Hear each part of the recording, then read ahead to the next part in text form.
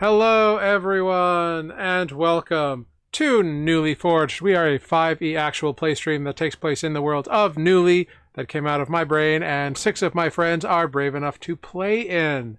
Thanks for giving us a minute to get some techno stuff sorted out. Seems every time I think I have a scene made, I have to, make a new scene. Sorry about it. But hey, you will notice that we have a few players who are a little indistinct at the moment. They will be coming on at various times this evening, so I think we will have a full party by the end of everything. So we will have Matt, who plays Corvus, Mike, who plays Renata, and Tanner, who plays Lunine, joining us as soon as they are able to. That being said, my other friends who are here, they're crazy because they play in this and whatever. It's all good. But we'll go around, we'll say a few quick introductions, and then we'll dive into what's going on. Taco-san, Mashu, NYC Zom, I've got it. Hello. Thank you for the Pikachus. I've got it. Always nice to see you all hanging out with us in the middle of the, well, not the middle of the night, but in the middle of the evening. Stream. In the middle of the stream. There you go. Hey, let's go around and do some introductions. Let's start at the top of the window with Sarah. Hey, that's me. Is there a question? Yeah, somebody roll me a, what is it? A D30, please. I'm doing it. Do it. Yeah. I need to do it in the correct window. A 10. A 10. Glorious. So please introduce yourself, your character, and answer the question, how close is your character to their friends? How well do they know your character? Ooh. Yeah, how close do you think your character is to your companions? And how close do you, or like, how well do they know you? I guess is the conundrum there. And we'll start at the top with Sarah. That is me. Hello, I am Sarah, and I play Under the Grey Spark, who is a halfling wizard, who certainly likes to think that she's dark and mysterious. I'm not sure how good she is at that, but she likes to think that she has all these secrets that she's not sharing with everybody. But some of them may have cottoned on more than she thinks they do. Yeah, def.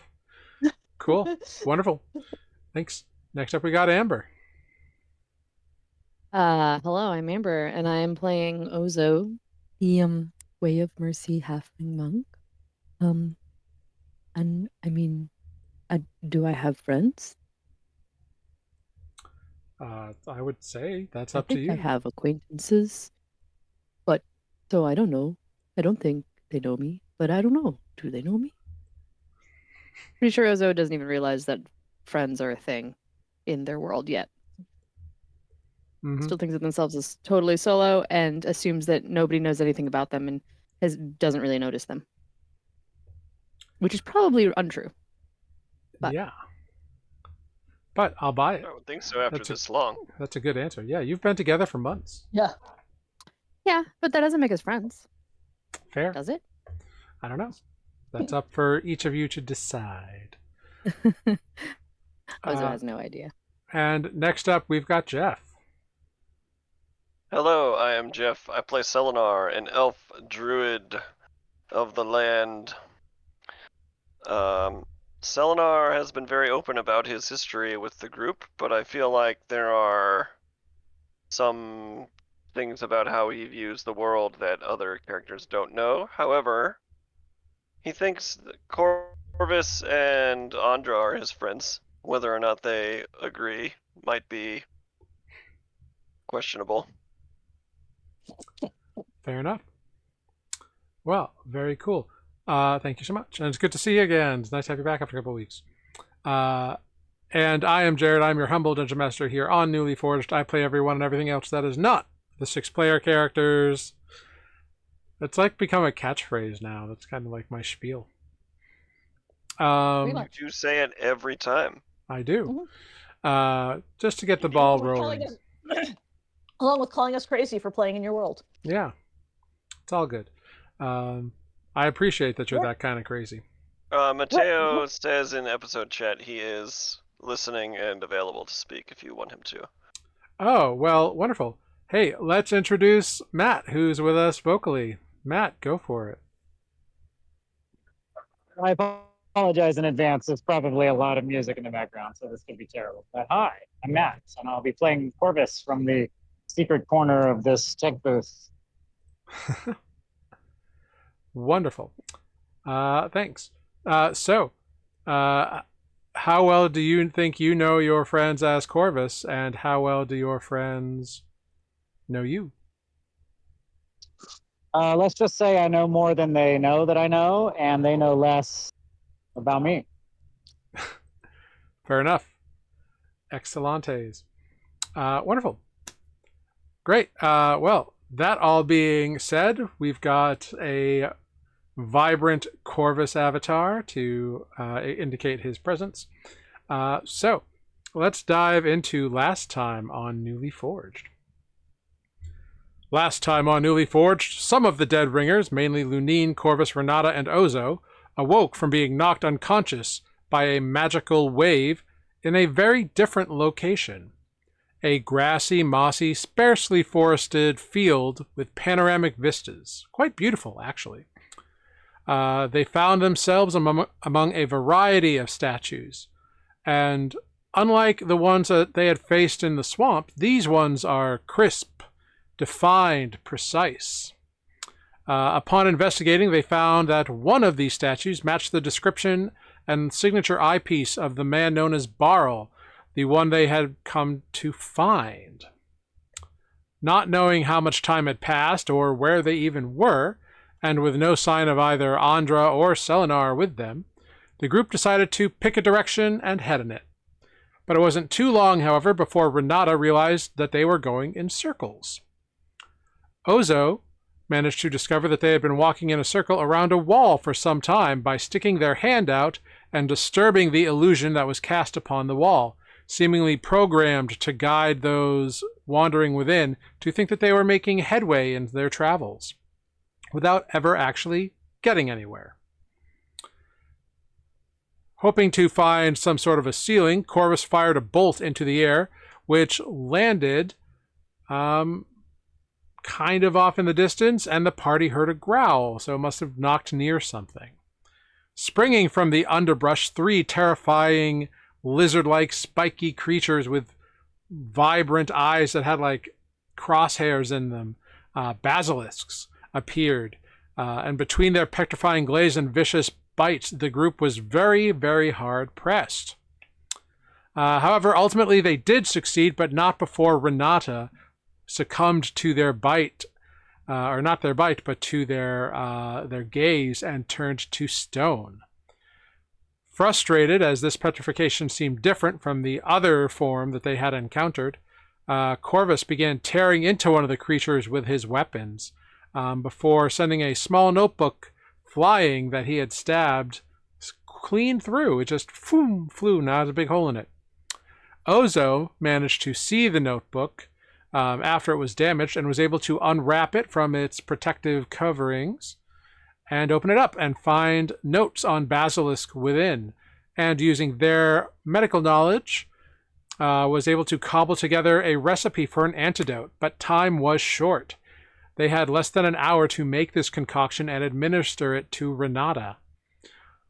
However, Ozo's expertise in medicine paid off, as they were able to finish off the brew and administer it to Renata with moments to spare, returning him to flesh and blood. The party then mapped the dimensions of the room, finding it to be about 80 to 100 feet around, but with no discernible door that they could find. They all sat down to kind of think about what they were going to do next, and Lunine's keen hearing managed to just barely hear footsteps through this illusion-coated wall, just ever so faintly, getting closer and closer.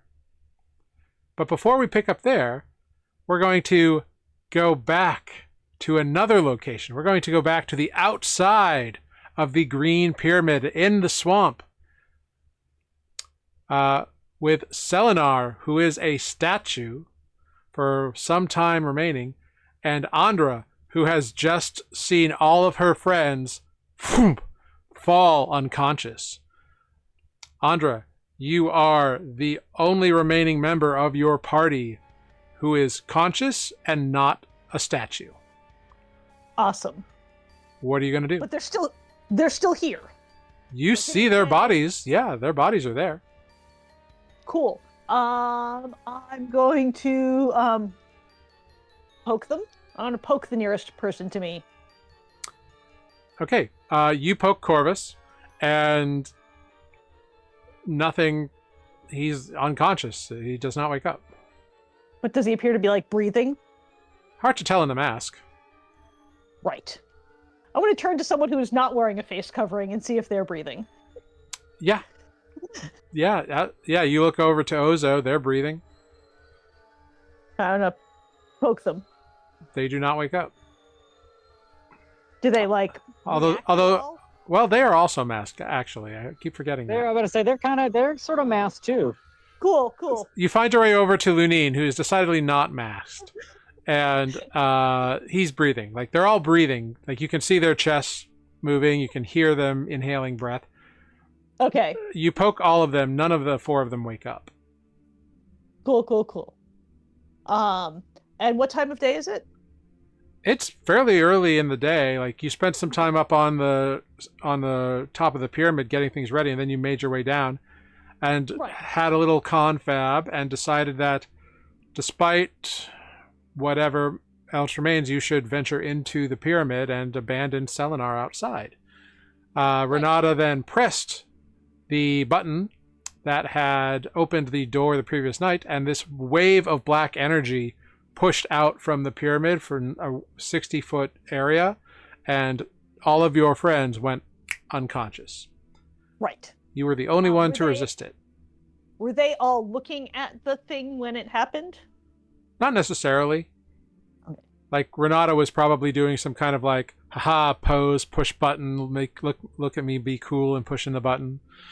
Bards. Yeah, so like it didn't seem like eyesight, like eyeline was a thing. It seemed to just be an area of an effect, whatever this happened. Cool. You can actually make an Arcana check if you want. I would love to make an Arcana check, as I'm super proficient in that. I got a 19. Yeah, with a 19, definitely a magical effect, definitely powerful. You're not. It wasn't a spell necessarily. It was just. It seems like this magic was designed to knock people unconscious for a certain amount of time. And as you're sort of standing here figuring all this out, you hear a and you see the door begin to open in the front of the pyramid. Ooh. Is it dark in the door? It's just barely beginning to open. Are you going to stay and find out? Sending dancing lights under the door as it opens. Cool. Your dancing lights disappear. It's about a foot off the ground now. And they go under and vanish. Yep. And you see no light from within. Cool. Hey guys. No response. I would like to send a message to Selenar being like, hey, if you're unfrozen, now would be a good time to come over here. He does not respond. The door is about 3/4 up now. What are you going to do? Dancing lights again. No effect. I can't. I want to create them where I am and send them into the door. So yeah, you do. They go through the door? You do, and they go through the under bit of the door, and you don't see them once they go beyond the doorway. Gotcha. So they're going to the door and winking out. Or going somewhere. Or vanishing, but like... before the door finishes opening, make a perception check. Great. I'm trying to ascertain. I can cast dancing lights, I just can't send it into the door. Like, they appear near me, and then when I send them, they go away. Correct. You're not sure why, but with an 11, you hear shuffling feet on the other side of the doorway. Cool. I'm casting mage armor on myself. Okay. Which I get to do once a day, anyway. Yeah. So I and I guess I'm gonna go. I'm gonna steel myself for. Cool. So you're standing in front of the doorway. The doorway opens. You see this blackness. You hear the shuffling. And with your mage armor, you watch as creatures I'm standing to the side of the door, not in the doorway. Okay, you're standing off to the side. Yeah. And you watch as creatures begin to emerge. These humanoid creatures that begin to shuffle out. And one by one, about 8 of them shuffle out, and they are decaying and sallow-faced and rotted skin. These are zombies. And they look down and look up at you, and then you hear clanking of armor as also emerging from this like black void, skeletons armed and armored appear. About 7 of them, with one looking much more impressively armed and armored. The skeleton. What? When the first one appears, I'm casting disguise self to look like one of the zombies. Okay, go ahead. Make a deception check. And you can, instead of your charisma modifier, you can use your intelligence modifier. Okay. Deception. And my intelligence is 2 more than my charisma, so it's... Okay, 14. So 14. Very good. Yeah, the zombies totally like look at you and they're like, "Ugh," and just kind of ignore your existence. The skeletons, when they appear, kind of ignore you and move into like a defensive position kind of around the zombies. But that one skeleton, the one who is better armored, better armed, it looks at you. I'm going to do whatever the other zombies are doing. Like, okay. Yeah, the other zombies are leaning down and picking up your friends. I will help. Okay. You pick up your friends. The skeleton, like the better armored skeleton, kind of like watches you for a moment and then kind of just makes like a shrugging motion as you successfully kind of blend in with the group. You aid in carrying Ozo as the others are brought up one by one, and the zombies begin to march back into the pyramid, into that dark blackness. Cool. Here we go. So you march. Marching in. You march into the darkness. And you lose all sensation. There is no light. There is sound, but it is like walking through a void you can't see. The only things you can feel are something under your feet and the weight of Ozo's like arm or whatever in your hands. We are going wherever the person carrying Ozo's feet, or the zombie carrying Ozo's feet, is going? Yeah, almost as soon as you can see nothing, you lose the outside, almost as soon as that happens, you are find yourself in a long green stone corridor. It is featureless except for the lines that are evident through where massive blocks are connecting. And it seems to be the same green stone as the pyramid. There is light coming from somewhere. It seems to be sourceless.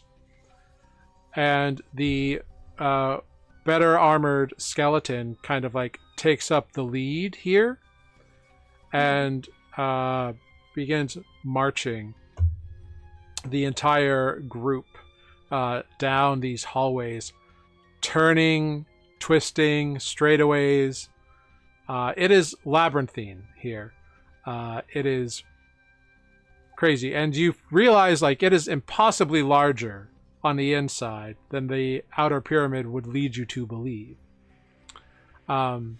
You've been in a similar sanctum before, when that is much larger than it appears on the inside. Imolad's tower was much akin to this. Very different vibe, but Sure. kind of the same. After about 20 minutes, you come to a doorway that the skeleton opens up and steps to the side. And the zombies begin bringing your friends into this chamber through this doorway. Following. It- Still doing my zombie job. Yeah, it is. It looks beautiful in here. It's bright and like well lit. The air is like cool, and it looks like a kind of a field on like a mountain vista kind of vibe. Like there's some moss and shrubbery and a few trees, but not many. And it's just like this expansive vista. Like it's like you're in a totally different place. The only reason that you would think it's a room is because of the doorway open behind you. Can I glance over my shoulder? Can I still see the open doorway? Or Oh yeah, the skeletons are still there. It's just the zombies have come in to with the bodies of your friends here. And you notice also there are like statues in here of like humanoids that are, you know, unlike the ones you were kind of like finding outside that were like weather beaten.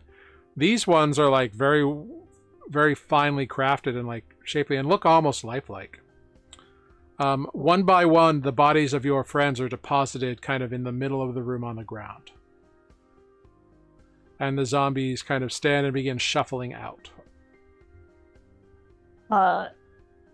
is there anywhere to hide in this room? Make a perception check.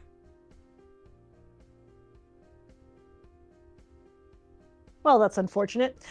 With a 10, you look around, like there's a skinny ass tree about 20 feet away, but like you would be visible in your current form behind it, and like there's no like high grass or big rocks or anything that you can. There's statues, but again, your zombie form would probably stick out, and like the skeleton is like watching his zombies do the work.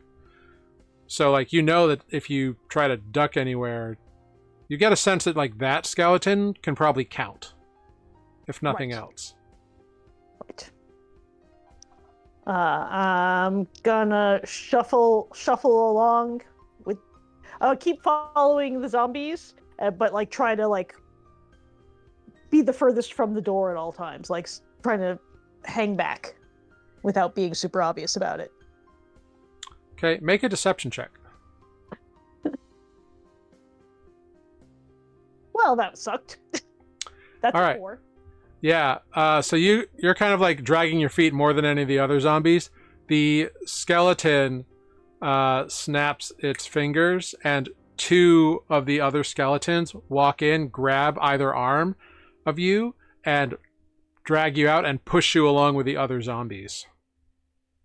All right. I guess I'm going with the other zombies. Okay. The door closes, and you look back and you see that this door is elaborately carved. It's got like column finial kind of carvings into it. It's the only real carving you've seen here. But at the top, there is like a monstrous face of like a crazy lizard or iguana or something with like spiraling eyes and like spikes coming out of its head somehow. Looks kind of terrifying. I'm going to attempt to commit that carving to memory. Yeah. So once the doors are closed, the skeleton commander guy like points in one direction, and the zombies begin moving that way, and 2 skeletons are left on either side of the door, and the commander takes the other skeletons in another direction, down a different hallway. Have they stopped carrying me? Like, am I still So being held by you're not being skeletons? held. You've been pushed along with the zombies, and are Okay. kind of moving with the zombies. Okay, I'm going to keep following them then. Yeah. They- They seem to like All I be can do at shuffling. this point is try to be a zombie and hope that they don't notice. Yeah, they seem to be fairly oblivious to most things. They don't seem to be the brightest things. Go ahead, make an insight check on these zombies if you'd be so interested. No, I don't know shit about zombies. Yeah, Oh, 5. these zombies are gross, and they are shuffling around. You don't know what they're doing, but they just seem to be like walking down hallways, randomly turning left and right and going through intersections. Make a survival check for me. Yeah. Survival is not my strong suit. Oh, but I got a 16. 16. That's really good. Yeah. You realize that they are doing some form of a patrol. Like they are started doing a patrol, and you learn the way from where you are. You learn the way back to where near the front entrance is, and then you pass the front entrance, but you still have in your mind the way to get at least back to the entrance. Cool. That's important. Yeah. So these zombies are just meandering out. How long do you want to stay with this pack of zombies? Well, I've got about a half an hour before I cease being a zombie. If we've been in there for 20 minutes. So, Oh, yeah. that long. So when it starts to get disguise toward- self lasts for an hour or a half an hour? Yes, an hour. Okay, good. So yeah, by the time you get you're like corralled with the zombie pack patrolling the halls, you probably got about a half hour left. Cool. So once we've made this patrol circuit and I have some idea of where I am, I'm going to look for a corridor that I can turn down to by myself. 'Cause- Yeah, easy enough to do. Like you're kind of hanging in the back of the pack of the zombies. So you can definitely shear off, and they probably won't notice you. But go ahead, make a stealth check. Cool. Oh boy. Cool. Fine. Great. Yeah, you successfully pull off the back of the pack. Zombies don't notice you. Great. Fantastic. I'm just looking to get out of sight lines before I cease being a zombie and start being a halfling again, because I don't think that's going to go well for me if they see it. Yeah, fair enough. Yeah. So with like moments to spare, you duck down a side hallway and kind of like press against the back of the wall, your back against the wall, and you feel the illusion fade off. Cool. You are now alone in these green labyrinth corridors. What do you want to do? But I know where the door to my friends is. Yeah, you know, you'd have to go by the like entrance. That's the only way you really know how to get there. But you've been keeping track of it well enough that you can get back to the entrance, and then from there you can get back to your friends. Great. I am going to cast Disguise Self again. Okay. This time as one of the skeleton guards. Okay. And I'm going to march very officiously back to that door. And does it open when I try? Is there a doorknob? Is there a latch? Is there a... As you head back, just go ahead, make a stealth check for me. Sure. Cool. As you march kind of back, you hear booted feet kind of marching along. And a patrol of 5 skeletons appears from around a corner, kind of doing a patrol. Make a deception check. Again, with your intelligence modifier. 9. Are they going in the same direction, or am I encountering them head on? You're encountering them head on. But a 9 is good enough. They don't seem to react to you. I will keep going. Yeah. Yep. There was no change in the status quo. You are a skeleton marching, and they are skeletons marching another way. Yep. So after about a little over half an hour, you get back to that doorway where your friends were deposited. There are still 2 skeletons guarding the door. Mm-hmm. So there's a skeleton on either side of the doorway, and you don't see a knob or anything, but maybe you just push it.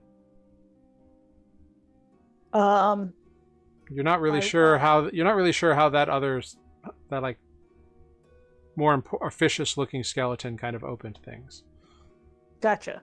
Do either of these skeletons at the door react to my appearance? We're gonna keep that same deception check. So nope, they're just standing on guard as you approach.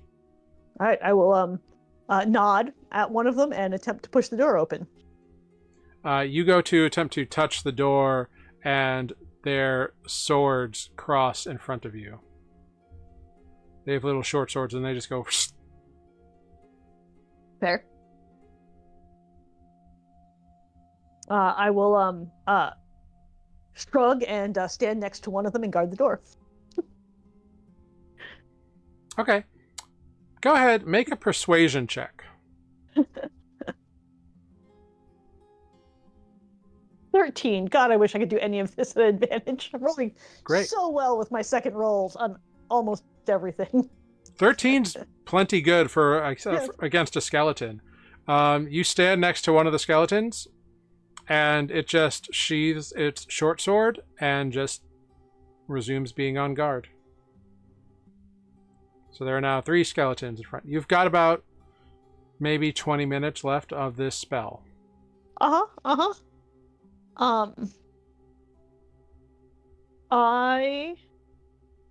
Go ahead for me real quick. Just roll a straight luck check. You want higher than 5. just a straight D20. Straight D20.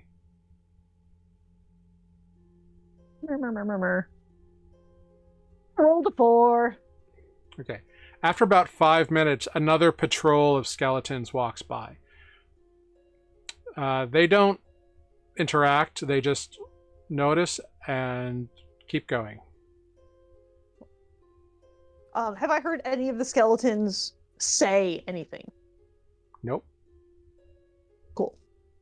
I'm going to attempt as quietly as possible to cast message to Ozo and say, just send, "Hey, are you awake yet?" You cast message.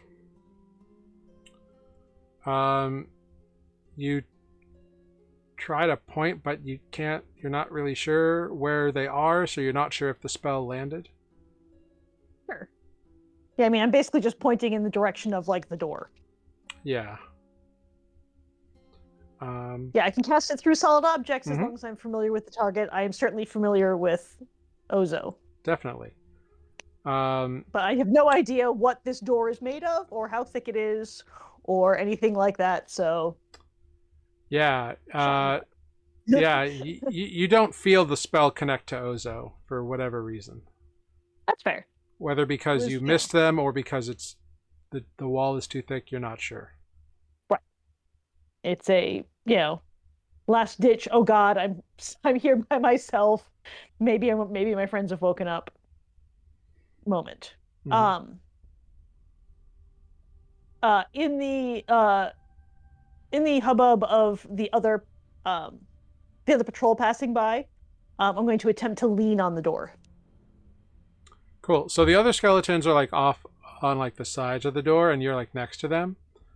Do you like cross in front? I would like as there's several skeletons passing by, I'm like taking a step into in front of the door with my back to it still, Okay. and then attempting to lean on the door. Yeah, you attempt to like touch the door, and again the skeletons on guard. Frink, short swords cross in front. I will stand up straight. Yeah, the swords stay there as long as you are like in front of the door. Sure. You've got about 10 minutes left on your spell. Cool. I am going to boop a doop a doop a doo.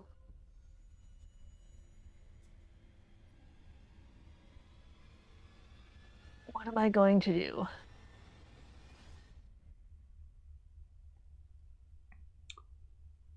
I'm going to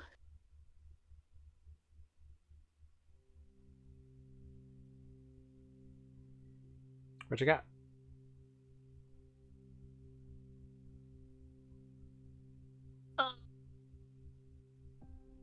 disguise self is not concentration, I believe. No, it's not. Correct. Not concentration. Cool. So I'm going to before it runs out, give myself dragon's breath.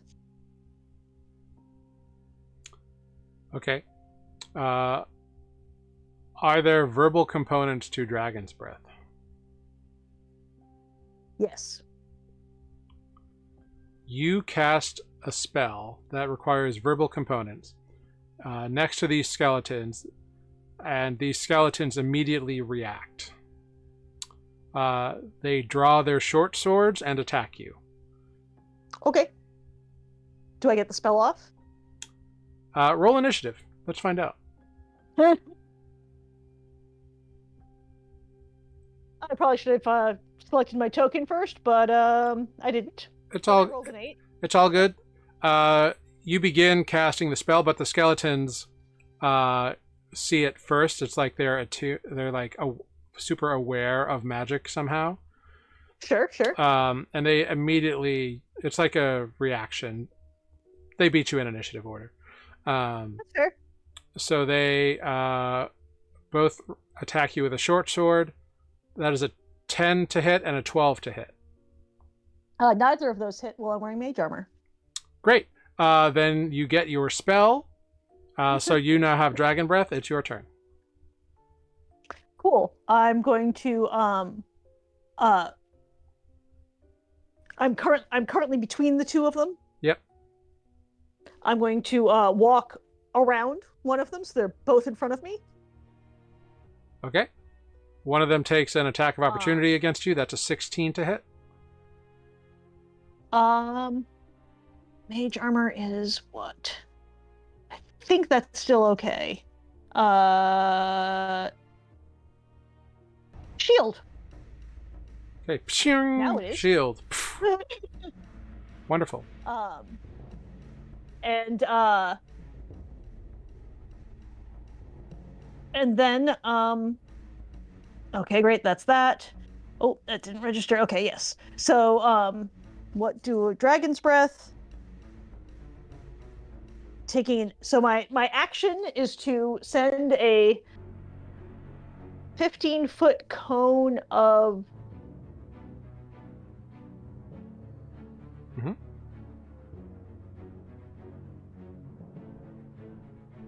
lightning. Great. At them. It's a dexterity check. Cool. Dexterity saving throw, sorry. Awesome. One of them succeeds, one of them fails. All right. One of them really fails. One of them walks headfirst into the lightning. Roll the natural one. So it's 14 to the one who failed and 7 to the one who succeeded. Cool. The one who failed is obliterated by the lightning. It's just bone fragments and like the short sword and like the little armor scraps all go flying all over the place. They clatter to the ground. The other one looks pretty fucked up. Looks bloodied. It's Can I interact with an object and pick up the dropped short sword? yeah, you can pick up that. You've got a short sword in your hand now. Because if I had one before, it was illusory. It wasn't going to do me any good. Nope. And I love that you're doing this still, like in these last moments, disguised as a skeleton. The remaining skeleton lunges towards you with his sword. That is an 18 to hit. That does hit. You take 4 points of piercing damage, and make a con save for your dragon's breath. For DC 10. Yeah, you're good. 14. Yeah, so it lunges at you, stabs you with its short sword. It's your turn. It's right up in your face. Do it again. Spitting lightning at it. All right. This time it rolls a natural one, and you you don't need to roll damage. Well, actually, what's the minimum damage you can do? 3. Okay, so roll damage. Where'd it go? Where'd it go? Dragon's breath. Yeah, it's 3d6. So 8. 8's enough. 8 blasts through this guy. He had 6 hit points left. So he is a pile of charred bones on the floor, and just falls to the ground. The corridor, after having 2 massive, like a quick little like 12-second battle thing going on with a bunch of like noise, is now eerily quiet. I'm trying to open the door. Great. You push on the door, nothing happens. Damn it. There's nothing to pull on, there's nothing to... Make a perception or make an investigation check on this door. 17. Cool. There seems to be some sort of magic on the door. You find some runes carved into it, and they appear to be like locking. And or make an Arcana check. Make it with advantage. 22. Great. These doors are magically keyed to open only for certain people. Oh. And probably because they're carrying like a token of some kind. Can I search the skeletons that are on the ground for any such token? They do not have anything that would do this. Yeah, that was my suspicion, yeah. But I had to check. However, you do know there is one creature at least who seemed to be able to open these doors. Sort of hoping not to have to fight him by myself. Cool. I am going to resume standing guard at the door for the moment. As are any more soldiers coming? Make a straight luck check. You want higher than 10 this time. 11. No patrols appear at the moment. All right. I'm going to, as long as the corridor is empty, going to continue to investigate. Oh, wait. Ooh. Nope, I need to be able to see it. Damn it. I had an idea, then it's not going to work. Cool. I will attempt to cast message again. Yeah. The Similarly, no results. Damn it. You get a sense that the wall might be too thick. Yeah, that is sort of what I suspected, but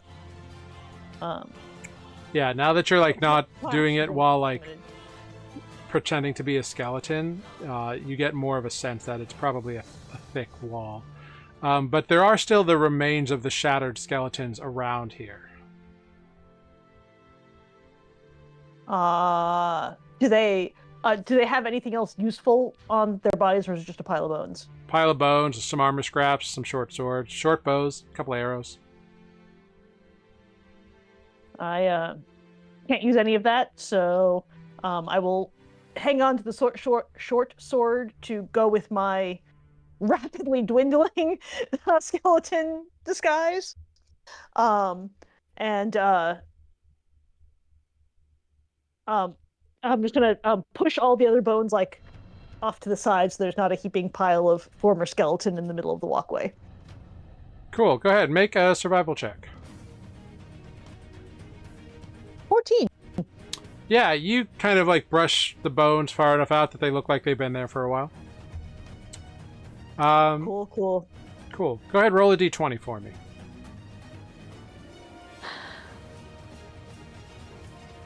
Nine. Cool. After about an hour, you hear another patrol approaching. Your spell's about to wear out again. Yep. I panic and do it one more time. Cool. Go ahead. Make a deception check with your intelligence modifier. 9. Okay. Roll a d6. Call odds or evens.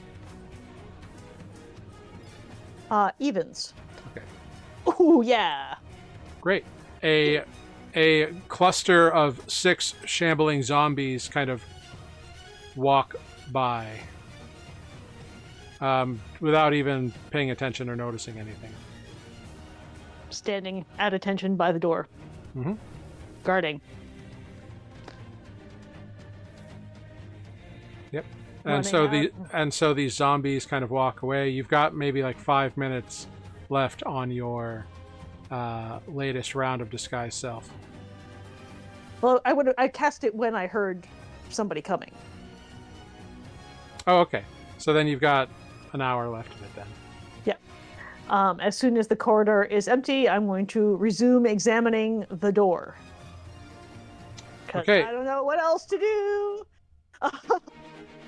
Cool. Well, just above game here, you have a couple options. You can keep examining the door, which you did really well on.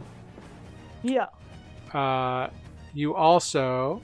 Oh, here's a little friend here. Oh. Hi, everyone. All right. I've examined the door. I can't open it.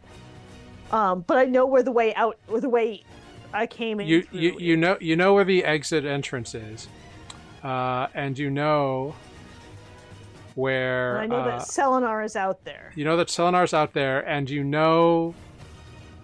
don't know where that skeleton commander guy is, but you do know that he probably has the token. I'm gonna try to once the zombies pass, I'm going to march myself very officiously to the front door and attempt to go out it. Attempts to exit. Yeah. Easy enough to do. You find your way out of you find your way to the exit. And on this side of the doorway, you see it's just a simple lever on the side of the wall. Great. I am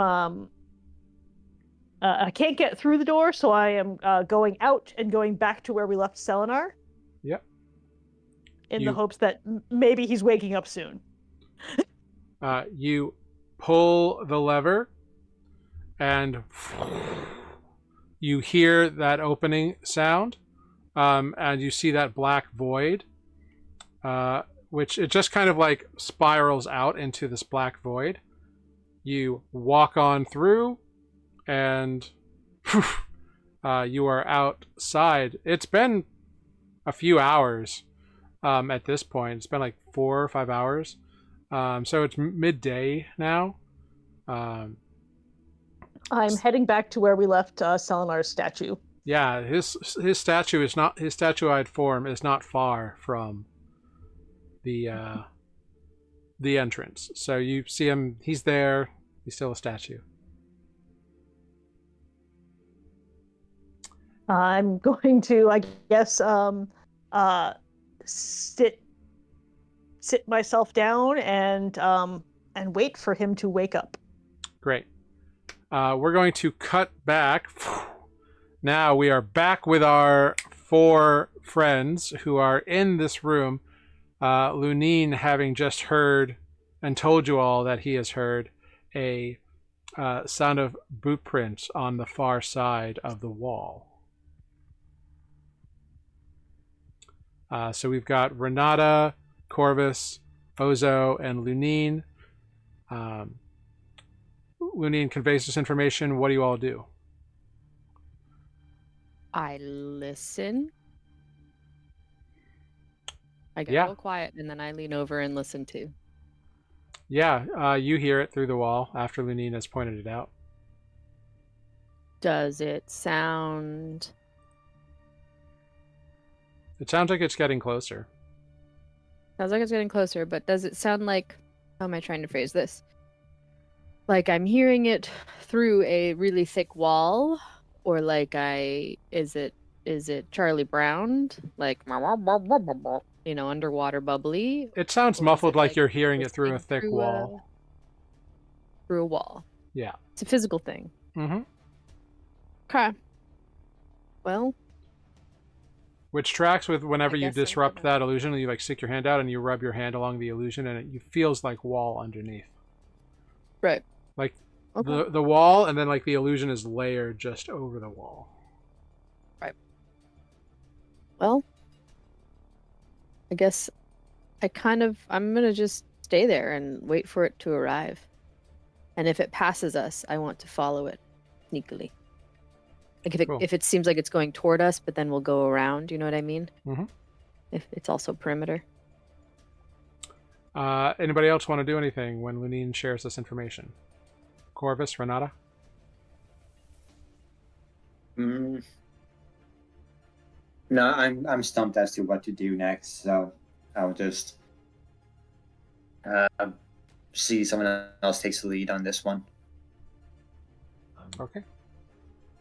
We're waiting to see if something appears and maybe following the sound. Is that what Ozo's plan is? That's my plan. Yes, that's Ozo's plan. So I'm gonna try something. I'm gonna sign to Ozo.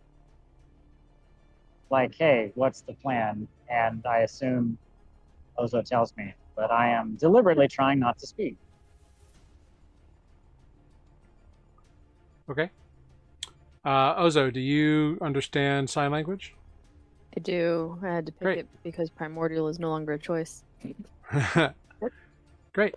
Then you get this information from Corvus, and you can convey your plan. Great. I'm curious. Do you do it in my head, Ozo?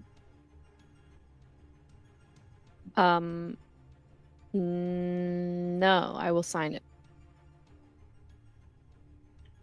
Cool. You signed first. People are watching. Good point.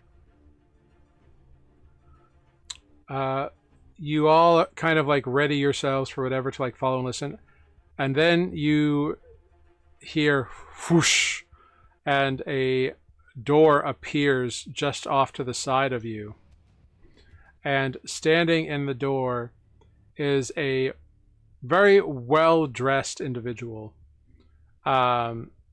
well-dressed with kind of a long flowing suit, for lack of a better term, like trousers, but like the jacket flows very long, and like little pauldrons, and a very sallow, sunken face. Like the cheeks are almost not even worth being over the skin of the skull. Dark eyes that are like dark all the way up to like the brow ridge. Extremely pale, like almost black and gangrenous at the edges. Like it's like does not look healthy or even alive.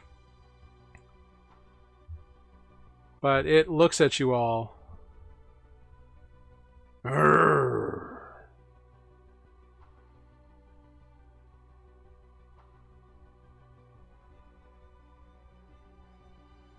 Hello. Yeah, I'm still kind of waiting if there's a more more of a language that comes out of it than other than gurs and Yeah, so it grunts at you.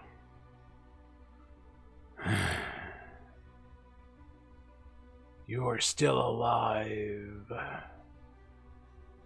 there it is. Yes, we are alive because we are that amazing. Hi, we're not a soul angel here.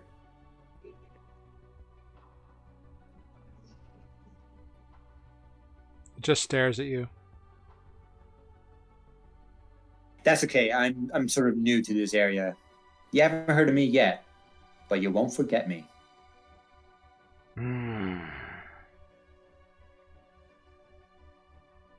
And the figure like just turns around and begins to walk away, and the door that opened begins to close. Can I try to slip behind it? Yeah, I think we're supposed to follow him and start running after him. So you all make a break for the door. I need all of you to make a dexterity check. Oh boy. Is this where we all fall on each other trying to get through the door? Dexterity check. Cool. A 22 and a 14 is good enough. You slip on by. Renata, you're about to fall. Lunine grabs you and pulls you through with the rest of you. So you all kind of fumble and tall, and you are out in a hallway that is green stone, featureless except for this door that has just shut behind you. That it's got like the face of one of those creatures like up above it, and like some little columns next to it. And the stone is the same color green as the pyramid and has no carvings. It's just like butt up against each other, like where the only seams are like where the big stones are kind of touching one another. Right. And Apologies if you told me and I didn't hear it. Did you describe the appearance of this character? yeah, Dark, yeah, well-dressed. well dressed, Skeleton. sallow face, like pulled Oh, skin. that's right. Okay. I got mildly distracted and heard some of that and didn't know if it was this. Okay, that makes sense. Yeah. Does not look particularly alive, but yet still seems animated and capable of speech. I'm gonna like nudge Renata to like, you know. As you all like fall over one another and like make it out of the chamber, it turns on you and just kind of you should go back inside.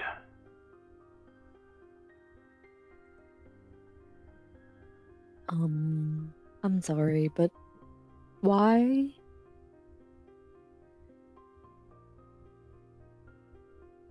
You are trespassers. The best thing for you to do, if you want to be part of the scenery, is to stay inside. Oh, no, that's not really our goal. Yeah, that's not really our scene to be part of the scenery.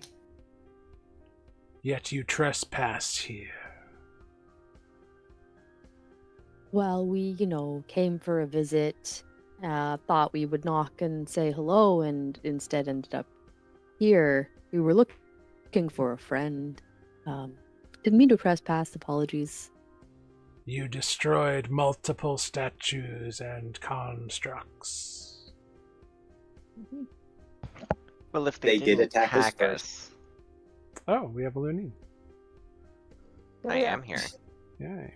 Sneaky. He snuck in about 5 minutes ago. Oh. I had no idea what was going on, but I think I've gathered it about now. Yeah. I don't even know if we know. We slipped through a door, talking to a dude. ish thing. Mm-hmm. Dead dude thing? A deadish thing? A dude. A You duty. trespassed, so they attacked. That's their purpose. Well, do you have a way to greet your guests? Normally people have one of those. At least those of civilized. No Gotcha. guests are asked for here.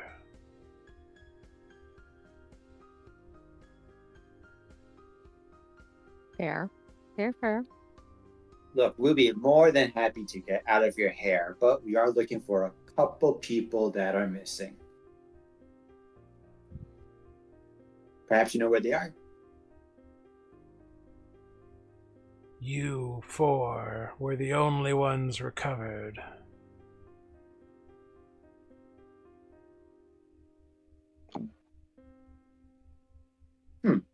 Doesn't sound very good.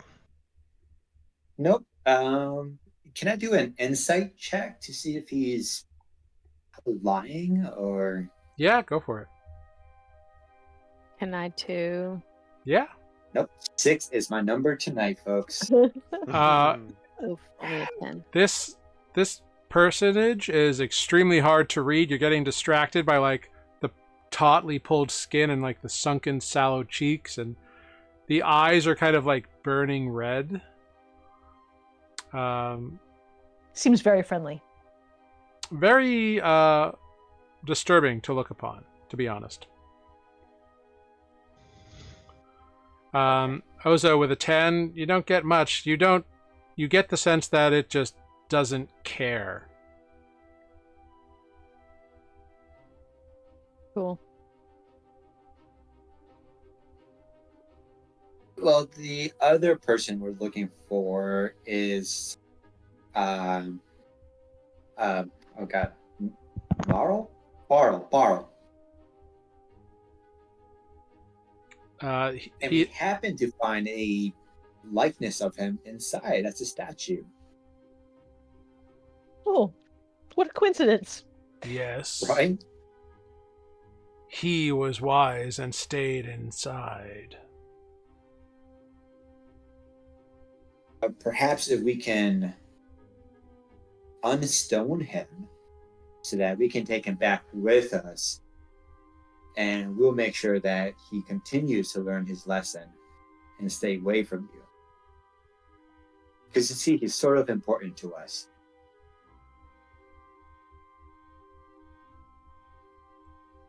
The statue is part of the garden.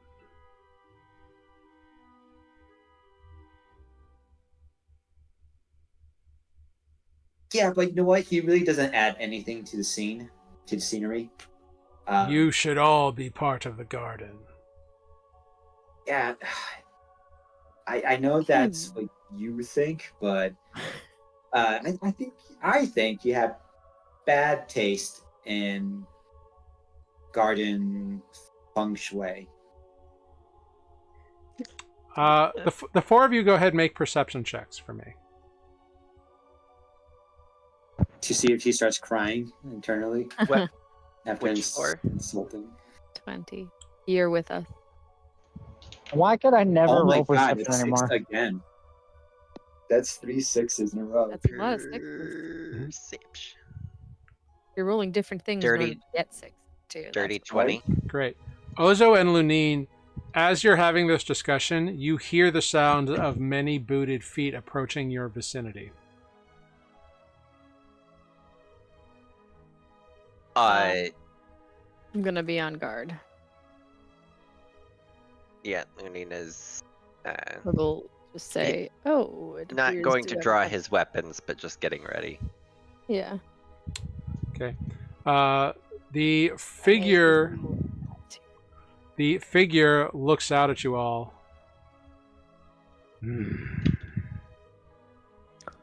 You are all annoying. Return to the chamber.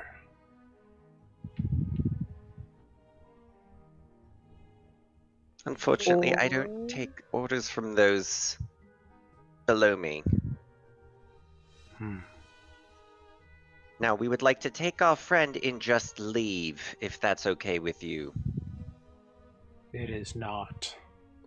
and you all That's hear unfortunate. shuffling, and from the adjoining corridors, a group of skeletons and a group of zombies appears around you. And I'm going to need all of you to roll initiative. Great. Sounds good. And we're going to hold your initiative and cut back real quick to Andra. And Yeah. Quick question. Yeah. Has there been any sort of short rest since last session? No, just the one you took last session. Okay. Yeah. You had one at the end of last session when you were like patrolling and like trying to figure out what to do, but no new one. Did I roll hit die? I don't think I short rested anything. I did not. Okay. Do you mind if I had short rested? No, the four of you could have done a short rest after your fight with the basilisk. In fact, you did. I think Alright. most of you spent stuff. Yeah, I didn't use anything. Okay. It's all good. So hours have passed for you, Andra. And Does that mean I get a short rest? if you want to, you can take a short rest. Yeah. I would like to, and I would like to use some arcane recovery Yeah, definitely. in that short rest and get 2 first level spell slots left because I used them all. Yeah. That's a huge difference. You are having your rest, and time is going by. This area, it's hot. It smells gross, like rotting vegetation. A few rain showers drift by throughout the day, so you're wet and alone. And towards the latter parts of the hours, Salinar begins to move, and slowly the like stone begins to fade, and color returns to his face, and he falls forward, gasping for breath. Cool. I will prestidigitate the stone dust off of him and some of the water off of me. Yeah. Oh, good, you're awake finally. Sildar just looks around. Bring you Well, up to date. We found the pyramid. Everyone else is inside. They're behind a mage-locked door. I know where the door is, but I can't get through it. That's what I know. Oh, and the pyramid's full of zombies.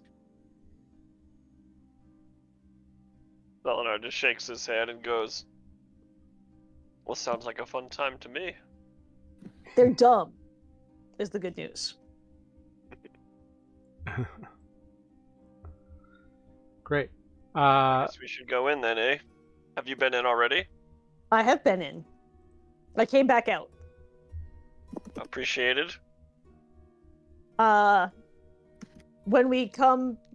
we try to go back in, they might, like, the guards might come and take us. Everyone else is inside, and the last I saw unconscious because we rang the doorbell.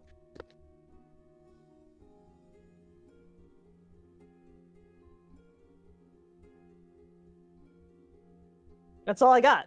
They rang What do rang you the think? doorbell. Should we go in? Everyone else dropped unconscious, and then zombies came in and dragged them all in, and I followed. Do you think then- it's worth going back in with the two of us? I mean, Or probably. is it... Okay, let's go. I can disguise myself, but I can't disguise you.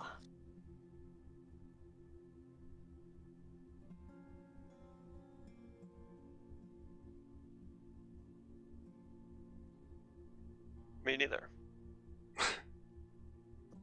Cool. Sorry, I was scrolling my spell list. I wasn't sure what I had prepared. Mm-hmm. That's fair. Caster problems. Yeah. I mean, So, I think if I'm the not others are inside, I'm You not should sure go in. what made them fall unconscious. We were like, we opened the door. The door opened and they all passed out. I didn't. And I don't know why. I don't know if that will happen again. I don't know if like I have some kind of immunity to it. I don't know what caused it.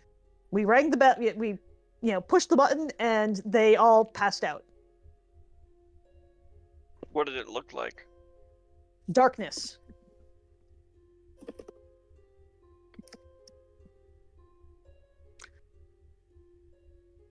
Oh. We can try. I mean, maybe if we do Or- pass out, they'll bring us to them. But I just woke up again. Let's try to avoid that. I mean, they didn't turn to stone. They were just like unconscious. But I couldn't wake them up. Like I tried. And then the zombies came, so I helped the zombies carry them inside. An interesting choice for sure. I think we should go. It means I know where they are. Yeah, useful.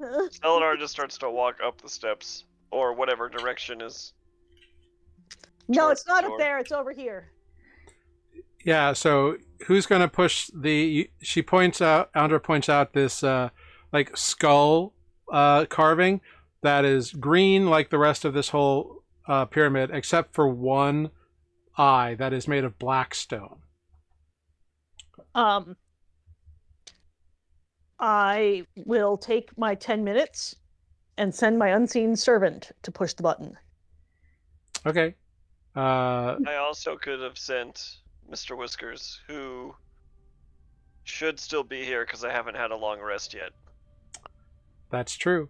You see a very like bedraggled, like almost useless Mr. Whiskers just kind of like sleeping, like hopping on the ground, like he's not flying. It looks like the magic that's kept him here is like technically bad for him now.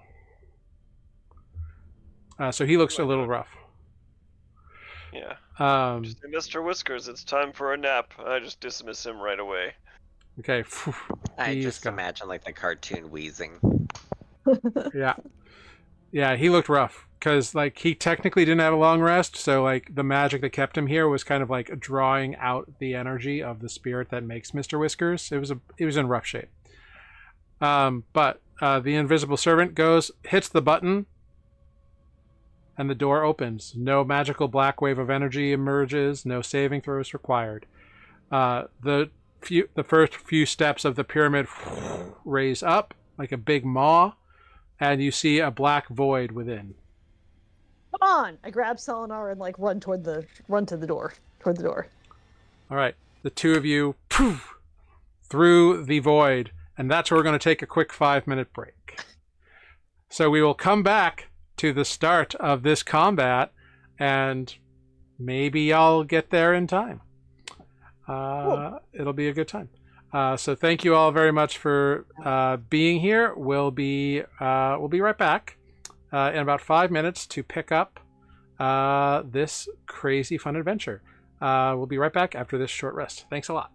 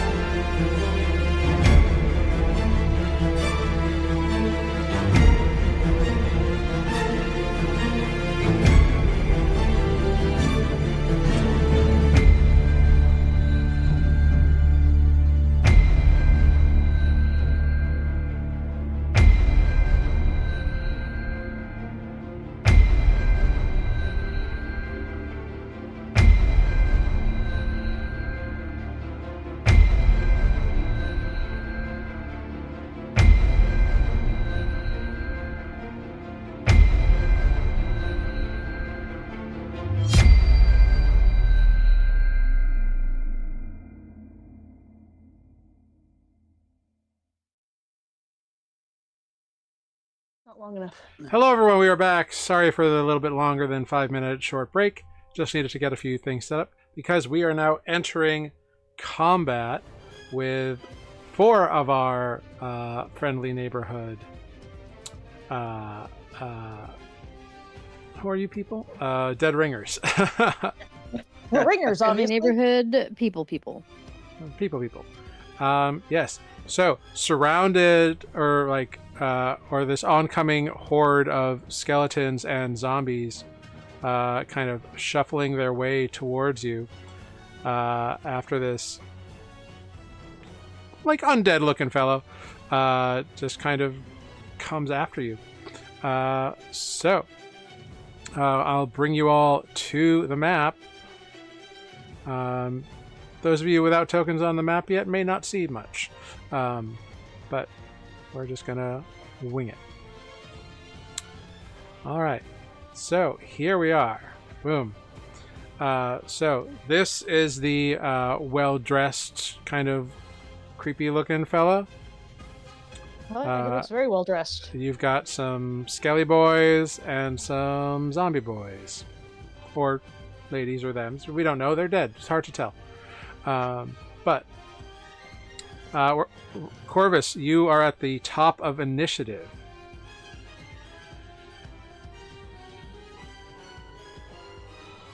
Fuck them up.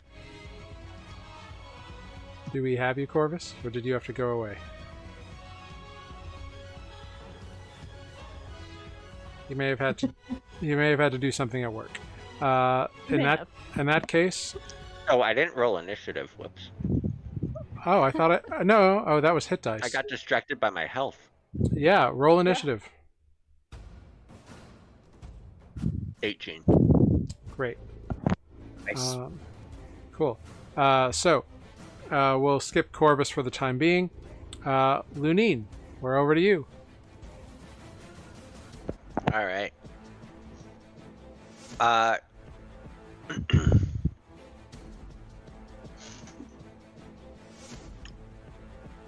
Does he have any? The butler guy have any weapons on him? He does not seem to.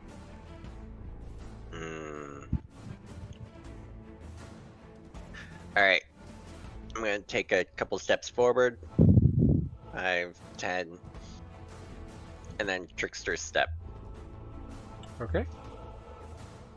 behind him, and I'm gonna take a stab. Okay. Go for it.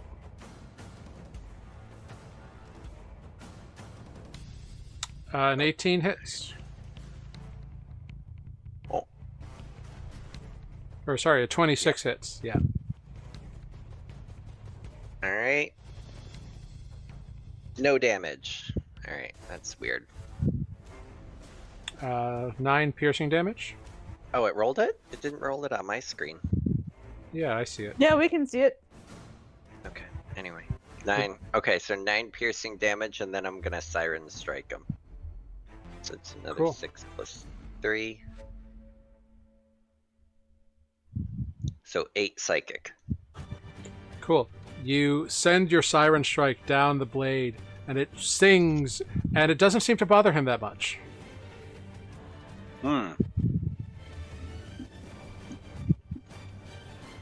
Sturdier than you look. And then I'll have my turn. All right. I'm back and maybe have a second if I'm up. Yeah, Corvus, go. All right, so I'm gonna try to zip over. I'm gonna do this without moving the token because I think it'll all be fine. I'm gonna zip over to the guy behind Lunine and attack it with my short sword. Okay, make an attack roll. 26. 26 hit. 26 hits. Go ahead, roll damage. You get your Alright. sneak attack. All right, 12 points of piercing damage.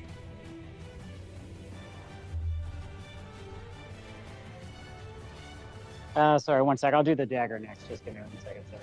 Yep. Renata, you are on deck. And annoying, asking me to do my job. How unreasonable of them. Does that hit? Yep, that hits for another 1 point of piercing. Wonderful. Excellent, Corvus. And then I would Renata. like to bonus action, disengage, and get back to the group, I think. Okay. But all kosher? Yep. You're good. Great. All right, Renata, we're over to you. Awesome. I am going to cast Great Ball of Fairy Fighter. Fairy Fire. Fire, sorry. Great Balls of Fairy Fire. Yeah. That's what I meant to say. Great. Where are you putting it? Yeah. I got two groups in front. Got the Skellies or the Zombies. And this is a dex save, and I feel like zombies are not so dexterous, so let's put it on the zombie. And if there's any way, You can put it there and get all of them. let's do it. All right. That is So does it say dex 13 save? yeah.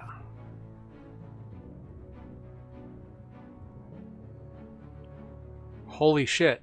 3 of them rolled natural 20s. Damn Wow. These are some dexterous zombies. Yeah. Okay. That's Three of them not- rolled natural 20s, which means they got an 18.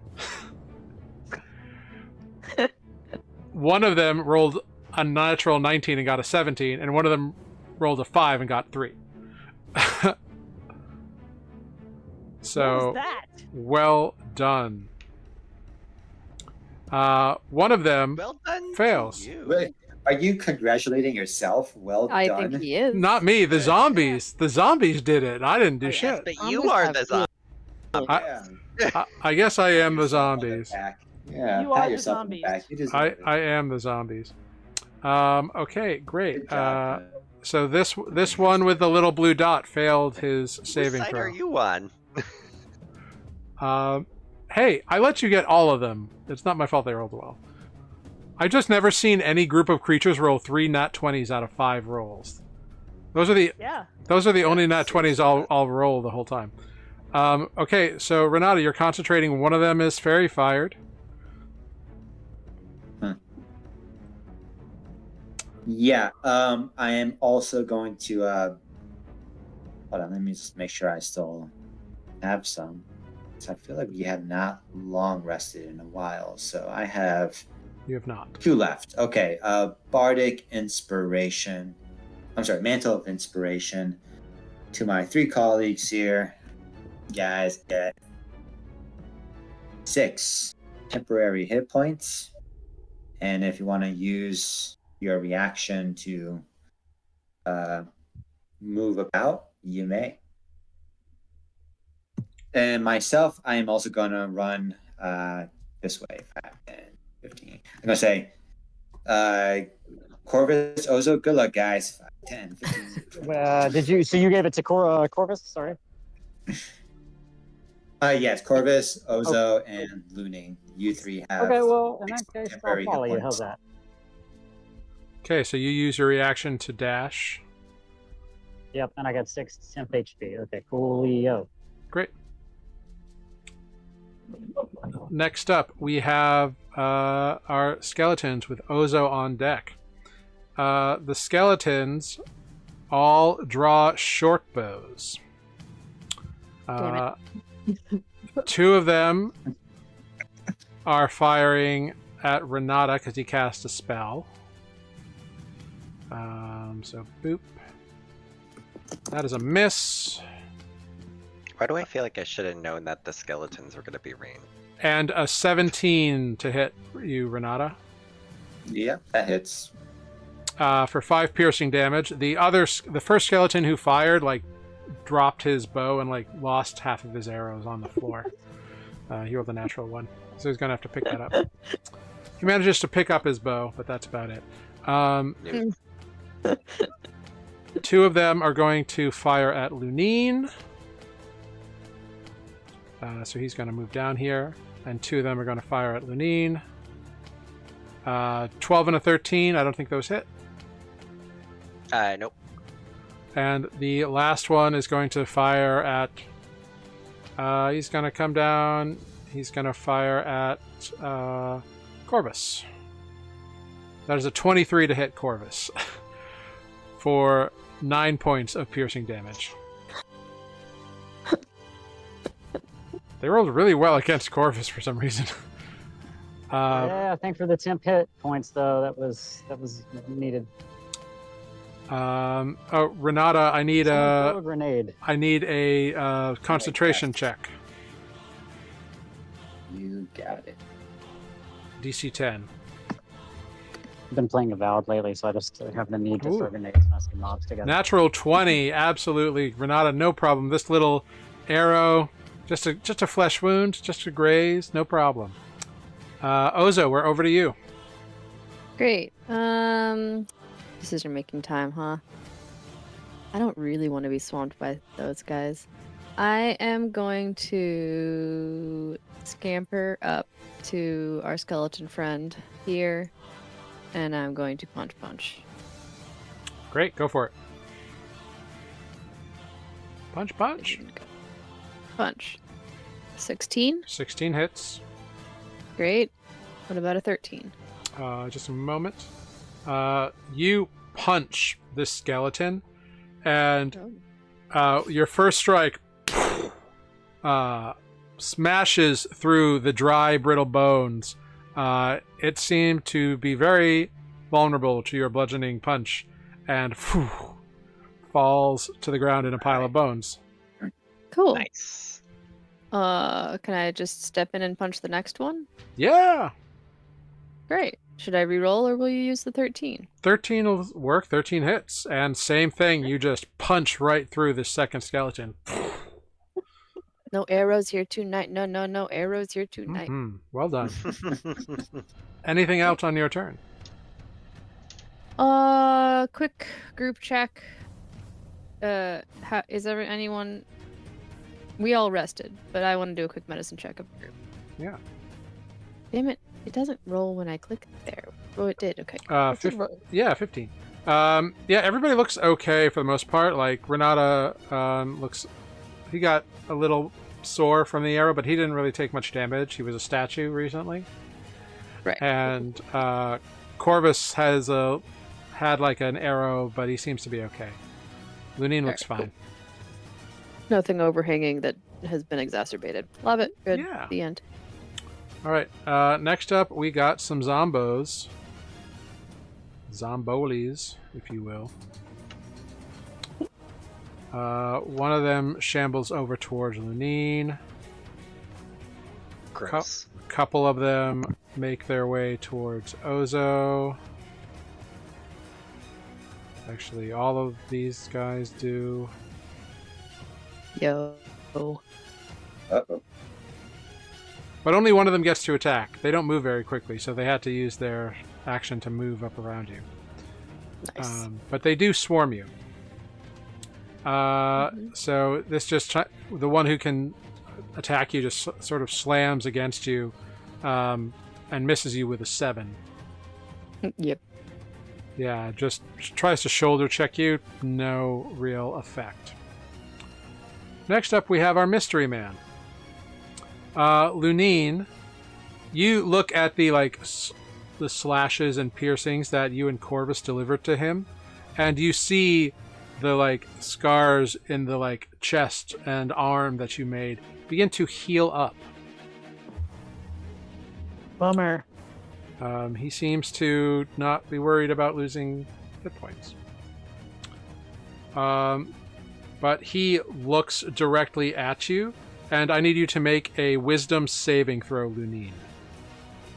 As the red in his eyes glows and becomes like a crimson sort of sanguine color. Not today, Satan. Natural 20! Yeah, it was disturbing, but you're shake it off. You're like, oof. Okay. My stepmother looks at me scarier. Very well. It then is going to... He just tries to punch you. That's rude. Yeah, he is rude. The first is a natural 20. I guess. Yeah, you take 10 necrotic damage. And Ouch. the second is a 21 to hit Yeah. for 15 more necrotic damage.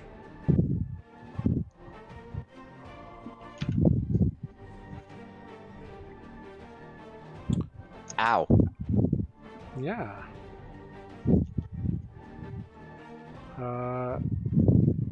So how many hit points do you have? I'm up. Cool.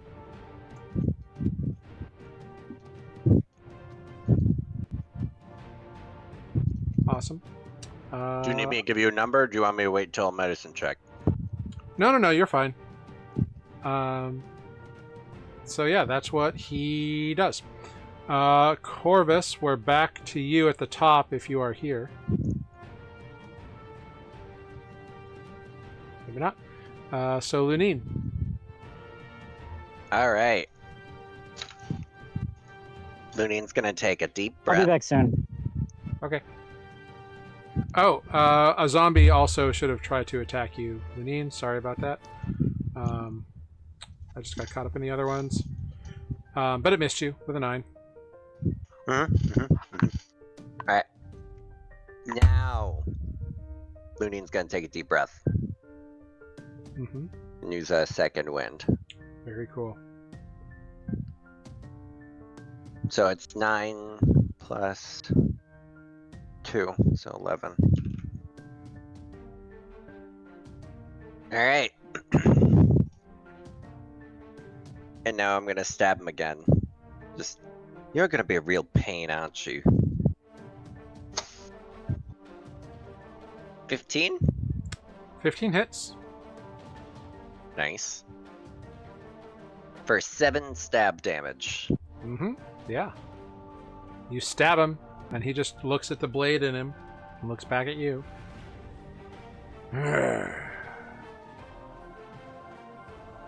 Can I roll any sort of Chad Arcana? Yeah, go ahead. Make an Arcana check.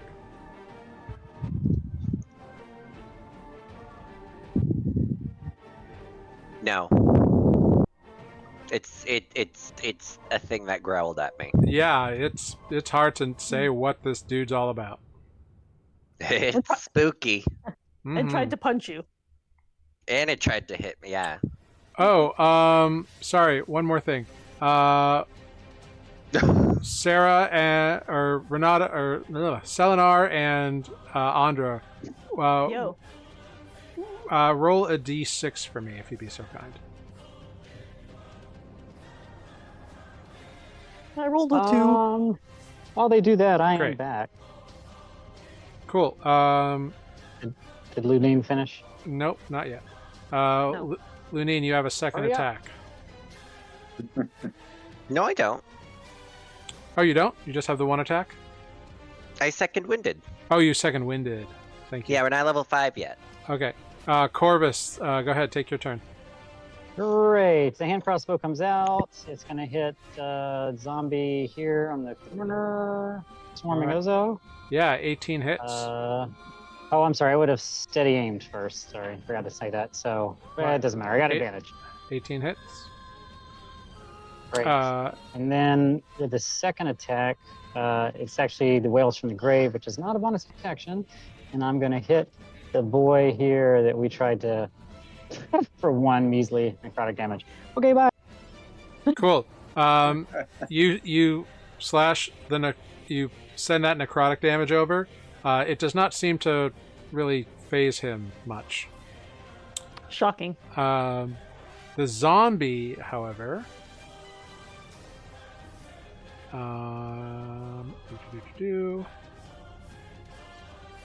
it took 15 damage. Let's see. Nope. This zombie here crumbles to the ground, dead, and seemingly does not move.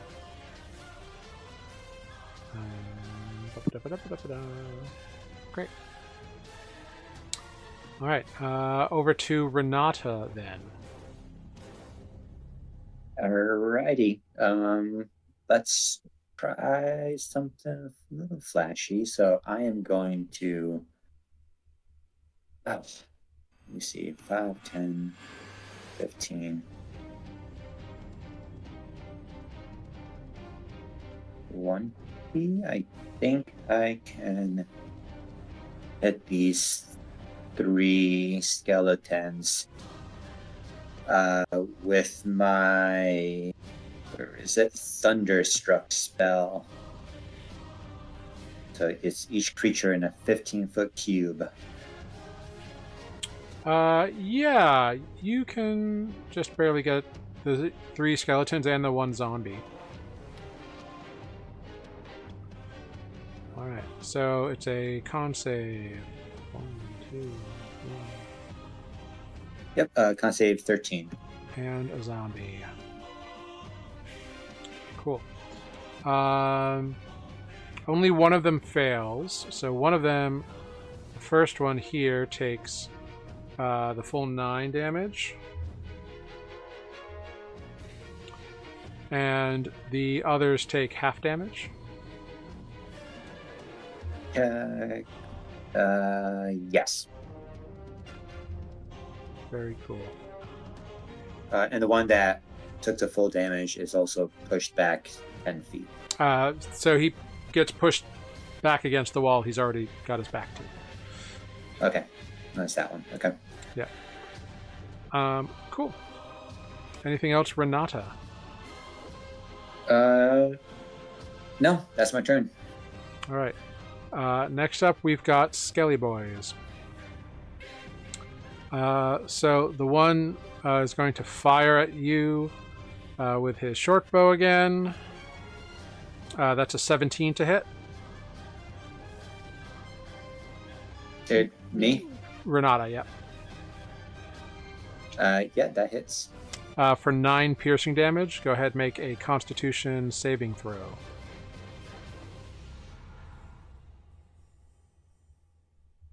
DC 10. So, unfortunately, you lose the... I have advantage on concentration. Do you? From what? I don't know. Being a half elf or... Forecaster. It's right here. Advantage on Okay. Constitution to maintain concentration. Great. I think it's from being an elf. Great. Then a 19 will do it, which is wonderful. Great. The other guy pulls out his short sword and goes to swipe at you. That's a 22 to hit for 7 piercing damage. Go ahead, make another con save. So you said 7? Yes. Okay.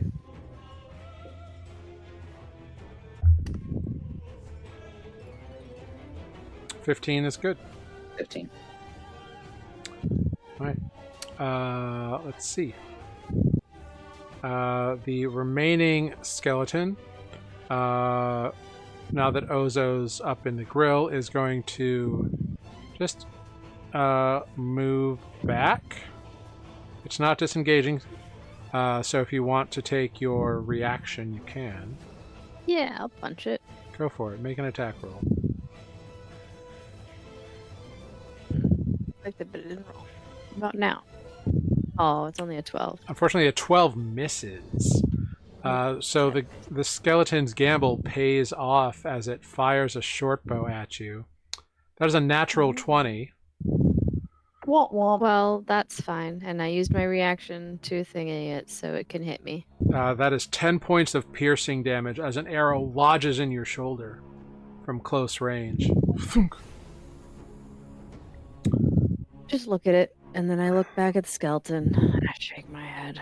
And Ozo, it is your turn. Alright. I'm gonna ignore that skeleton. Okay. And I'm gonna punch the zombie that I have advantage on. Yeah, it is outlined and glowing. Go ahead and punch away. 13. Will do 9 points of damage to the zombie. Great. Is it still up? It is still up. Do it again. 14. 14 will hit for 7 points of damage. And it looks like it topples to the ground in a pile, and then it kind of gets back up again. Yeah, that's what I thought. I'm gonna use my focus point and flurry of blows and hit it one more time. Great. 18 for 4. Yes, you punch it again to knock it down. And once more, it rises up again. That's annoying. Yeah, they're not hard to get down. It's getting them to stay down that's the problem. Yep. Alright, well that was fun. Yeah. What's that SpongeBob meme? How many times do we have to teach you this lesson, old man? I'm too old for SpongeBob. I don't know. I don't know either. Yeah. Womp. First zombie against Lunine. That is a 9 to hit. That will miss. And then 3 zombies all trying to pound poor Ozo. A 12, I believe, misses. A natural 20 for 11 points of bludgeoning damage. Okay. And then an 11, which will miss. Correct. Then we go over to our fancy friend against Lunine. Fancy friend. He's so fancy. He does. Fancy feast. Lunine, I need you to make another wisdom saving throw.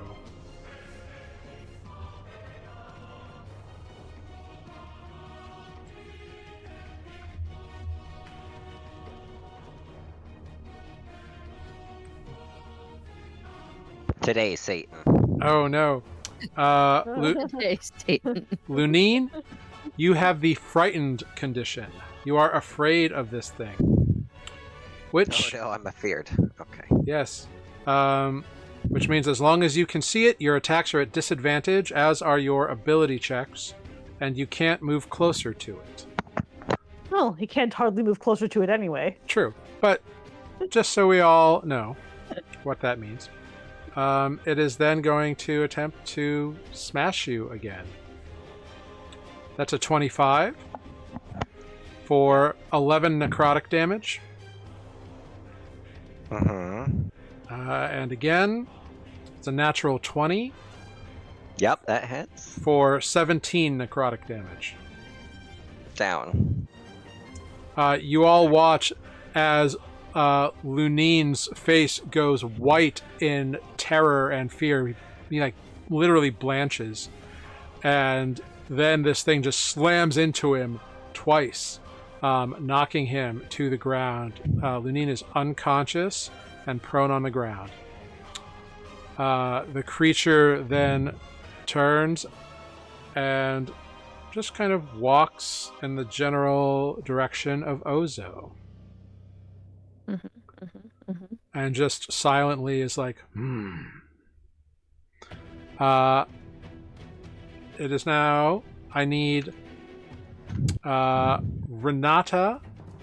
Sorry, no, I need Andra and Selenar to roll initiative as the both of you come rushing around the corner here.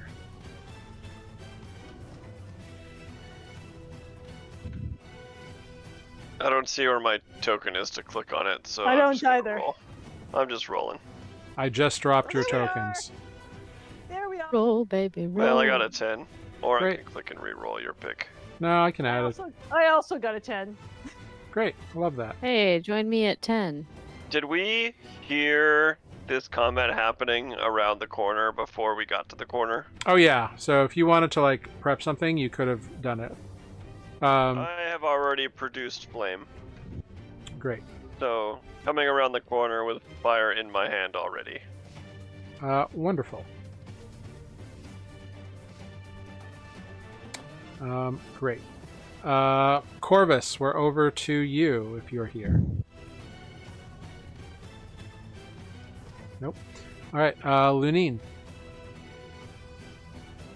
All right.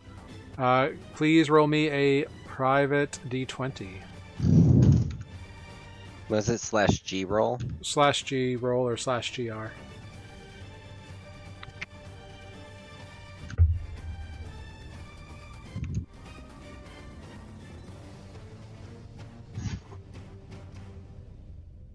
Okay. What races through your mind as you are unconscious in this strange place against this strange creature? I think it maybe just all those training sessions that he had. Mm-hmm. All the times getting knocked down and having to like try to get back up. Yeah, you see yourself battling these warriors from your home, just especially in your younger days, getting knocked down over and over again with drill sergeants and masters at arms yelling at you to hold your ground and how to stand. And you just are washed away in those distant memories. Renata, we are over to you. Julio, I see my boy Lunin go down, so I'm gonna cast Healing Word Up. A reference to a corn song. That was a cover, you know. Word Up was a cover? Yeah. Who's Of the what? original? Yeah, who's the original? Um, I'm Googling this shit right now. yeah. I think it was. I forget. Yeah, it's I think it was like an R&B song originally. yeah. Hey, It's a DM. miracle. Get Hey. the word up. Corvus. You, how does Anyways, Amber I'm sorry. Joseph feel about just pew-pewing for Corvus right now? I can pew pew. Cool. All right. If I'm not in immediate danger, you could steady aim, fire, you'll get advantage, sneak attack, all the stuff. And then, Great. yeah, that's pretty much it. Okay. So Lunin gets 8 healing points. Wonderful. Thank you. 8 I healing will points. also Mantle of Inspiration to my fighting crew here. Let's go, guys. You all get 4 temporary hit points and a chance to react and, I don't know, move up to your favorite person or run away. Your choice. Cool. What Yes. distance? Your movement speed, Okay. whatever that is. So that means you could use your reaction to stand up. Yeah. Yep, that's what I'm doing. Cool. Seems wise. And you would technically still have 15 feet of movement if you wanted to keep going. No, I have a zombie right in front of me. Okay, cool. Anything else, Renata? Let me, yeah. Let's move up to here. Okay, YOLO. All right. cool. That's my turn. Let's give Corvus a round here. So go ahead, tell me what Corvus does, Amber. Great. Corvus is going to shoot the skeleton. All right. Bonus action, steady aim, or It just gives him I don't know how advantage. that works. It just Yeah, gives them great, advantage do on that. the roll. Great. Still only an 11. Unfortunately, an 11 shoots right through the ribs. Phew. Usually there's flesh when he aims there. Not the case at this time. And he's like, no flesh. Dang it. But okay. Cool. Next up, we've got Skelly Boys. The first one with the short sword goes to stab at Renata. That is an 18 to hit. Let's use a luck point to change that. Okay, he'll reroll.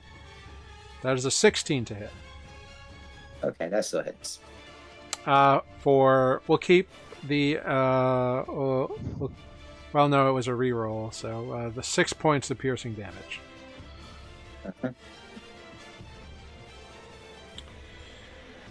Uh-huh. Okay. this one here goes ahead and takes a step back from you. Do you want to react? Oh yeah. Great. What's your reaction? I'm gonna use my rapier. Cool. A 13 does hit. You stab it for 3 points of damage. It's still standing, but it's very bad looking. All right. You stab it as it goes away, and almost in reaction, it fires its short bow at you with a 13 to hit. Yeah, that hits. Really? For 4 points of piercing damage. Of fierce damage. It's so fierce. Slay girl. Oh my god. Skelly Boy here takes a step back because he's not afeared of you, and he will fire his short bow. That is a 16 to hit. I'm down. Okay. You lose concentration on Fairy Fire. The lovely outline of Firefarer granting advantage on the zombie goes away. And the skeletons knocked their arrows and look for new targets. Ozo, we are over to you. You see Renata fall to the ground. Cool. After being peppered with arrows and short swords. Indeed. Going to I'm gonna try to punch this one that I beat up again. Yeah. 14 for 4. 14 hits. Well, not gonna be enough to keep it down, is it? It teeters on its feet and then comes back. Yep, still not enough. Alright, and then I'm gonna be nice, and I haven't used this yet. Do my bonus action healing word Okay. on dear Renater. Okay, Have some 5s. Renata, you get 5 healing damage and are no longer unconscious, just prone on the ground. All right. Anything else from Ozo? That is an action and a bonus action. Here I sit. All right, Selenar, we're over to you with Andra on deck. Woohoo! So Selenar just saw homie Renata get hosed. Actually, you did not, because it happened around the corner from you. Yeah, and hosed is a pretty strong word. I was opposed. But you definitely heard Renata be like, "Ow!" and then a thump. So it's not hard to discern. Not in that octave, right? A little. Oh, sorry. In a higher octave, you heard Renata scream like a little girl being run over by a steamroller. And Alright, so bottom line is Selenar does not know that Renata is down then. correct. But you know the sound of the sound of people being hurt. So Falling bodies. Okay, Let the bodies. as you know, knowing people are down and knowing people are hurt elicit two different reactions from Selenar. So, as he moves forward into the room, he is going to summon the Flaming Sphere, Woo! which I think you need to place. Yep. Where do you want it? I want it here. Boom. And then dramatically, as I continue to move forward, I fire bowling into this guy. So he needs to make a DC 14 dex save, sorry. All right. I'm bowling with a ball of fire as The I... zombie once again rolls a natural 20. God damn it. How much damage does he take? I should have been prepared for that question. When I move the sphere, blah blah blah.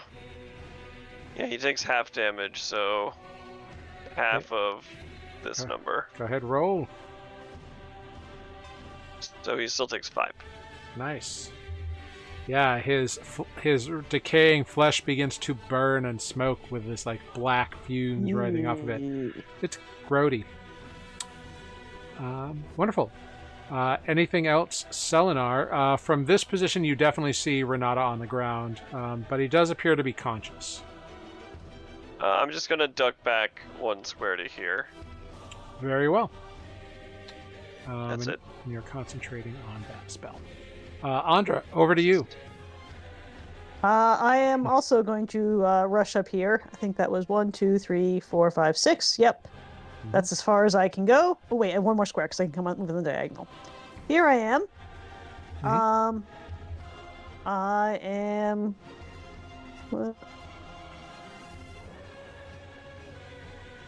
Yeah, I think I can do that.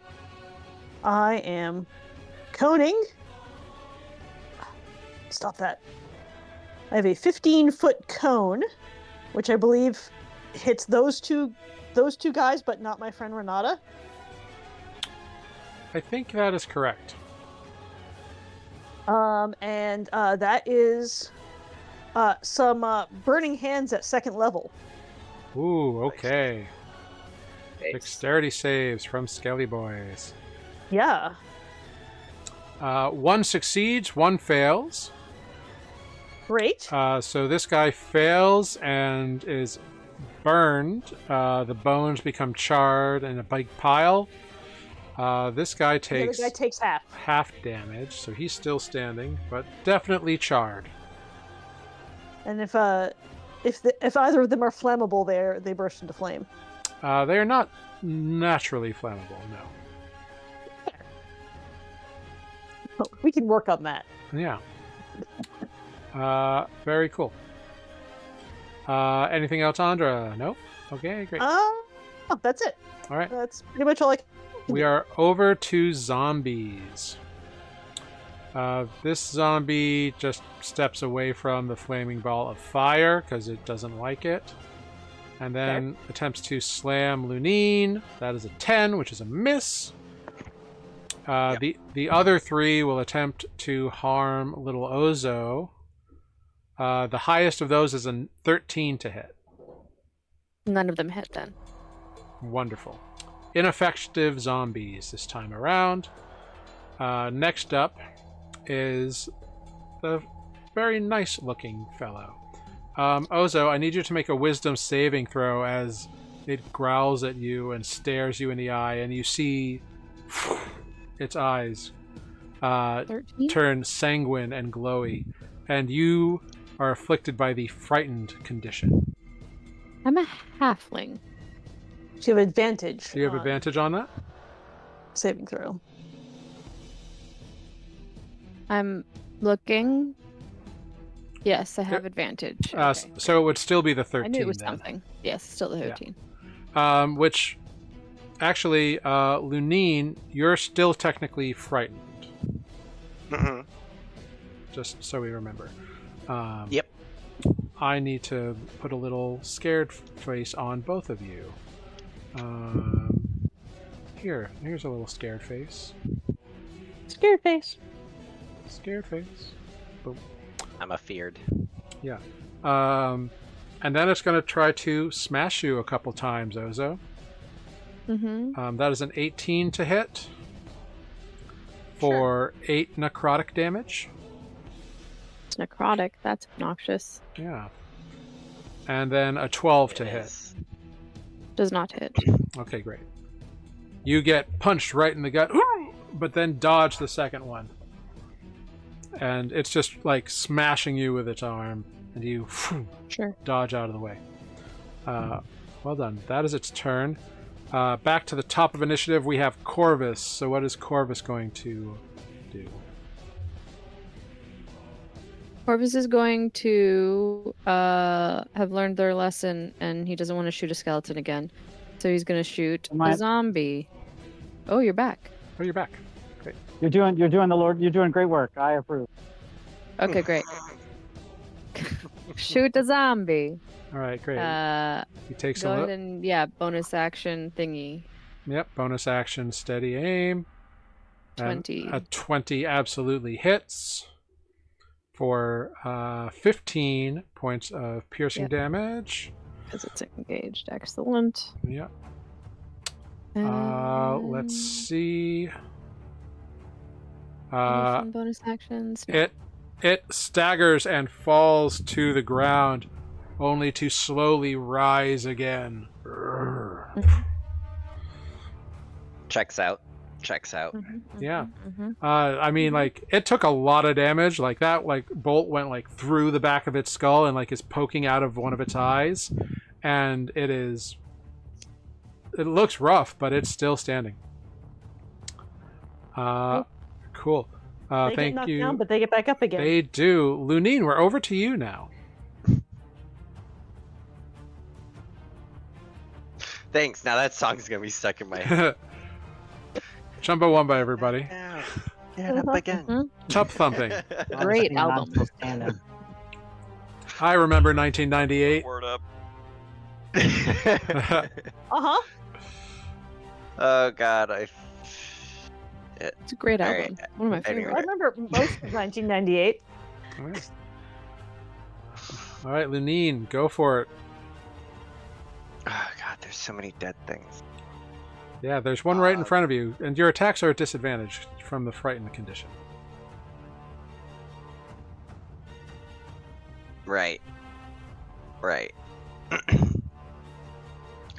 So, what I'm gonna do is I'm not gonna look at him, and I'm gonna look at this zombie instead. Okay. So now it's a straight roll. Because I'm not looking at. Yeah, sure. I'll allow that. So straight roll on Zombo. For an 11. 10. An 11 hits. No shit. Yeah, Alright. it's a zombie. It's not hard to hit. I know, but still, it's an 11. They're also very 9 dexterous. stab damage. You stab like hilt deep in the chest of the zombie, and it just looks down and looks at you. Do you have a bonus action you'd like to do? Yeah, I stab it in its face for growling at me with a natural 20. Yeah? Well, with a 6. Oh, right, because of the Vex property, you had advantage on the attack. Mm-hmm. Yeah. Mhm. Yeah, definitely. So Yeah. 15 stab damage to his face. Yeah, you stab, like, through his face and just through, like, levering the blade, just pop the top half of the skull off, and the body just crumples to the ground. It doesn't even try to resist the oblivion that awaits it. And the top of the skull just kind of like clatter like 10 feet away. And you see this rotted, disgusting, desiccated brain just kind of ploop out. Gross. Gross. Super gross. Wonderful. Anything else, We have very Lunine? different tastes of delicious. No. Okay, great. Renata, we are over to you. Actually, I'm going I'm to going. move to flank with Ozo. You cannot approach Oh, right. Sorry, yeah. the Never mind guy, then. so you're kind of stuck there. Renata, you're prone on the ground, but you are Have point. my movement to stand up, Yeah. and I will use True Strike Ooh. on a guy in front of me using my rapier. All right. Just basically adds a +1. So it's going to be a 10 to hit. A 10 will not hit the skeleton, unfortunately.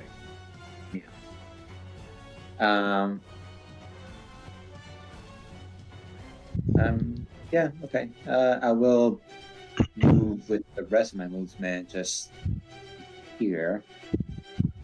All right, you scamper yeah, around. All right, cool. Next up, Skelly boys.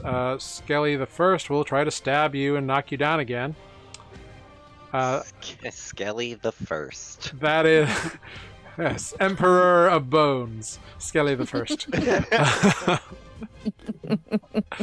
That's a 14 to hit you, Renata. Yes. for 5 points of piercing damage. I am down. You drop to the ground, unconscious and prone. You see then it moves over and approaches Andra. Hey now, I thought we were friends. This other skelly up here takes aim at Andra with his short bow and fires. Patow! That is a dirty 20 to hit. Shield. Cool. That brings your armor class up to 20. 20. Still hits. Beats it. Yeah. So 5 points of piercing damage as the arrow just barely manages to push through the shield. Ow. But you've got shield up now, so that's good. Yeah. Great. Cool. Those are the only 2 living skeletons. Well, not living, but you know what I mean. Ozo, we're over to you. We've got a really tough guy who's all about you and is... But he's right there, and he is... I'm scared of him. You are scared of him. He's very scary. It's so scary. Yeah. And because you don't have distance between you, like, you know he's there, so, like, no matter who you attack, the fear effect is going to impact your attacks. Sure. Okay, cool. Then I guess I will punch there, and what I'm going to do is I'm going to use a flurry of blows so that I may punch his face. A 9 will miss. Punch again. A 13 will hit. Great. I'm going to hit him with that. And my last one, I'm actually going to use a hand of healing on myself. Yeah. And give myself 3 hit points, which isn't much, but who knows? Maybe that will help. Very cool. Hey, it's only the last hit point. Yeah. That's right.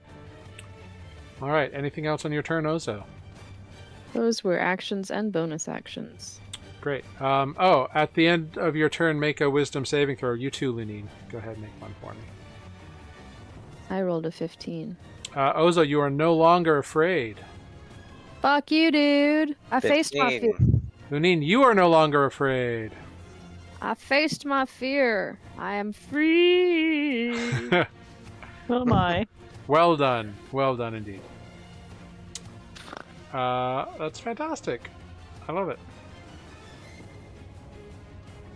What's the clinical term for the technique of behavioral therapy that is face your fears? There's a clinical term. It's really Oh, I don't know. I know. Selenar, we're over Yeah. to you. Yeah, you're the medical practitioner. You and Mike. Selenar will move behind Corvus to this square while he is going to make a magic action to throw flame at the one in Andra's face. Great.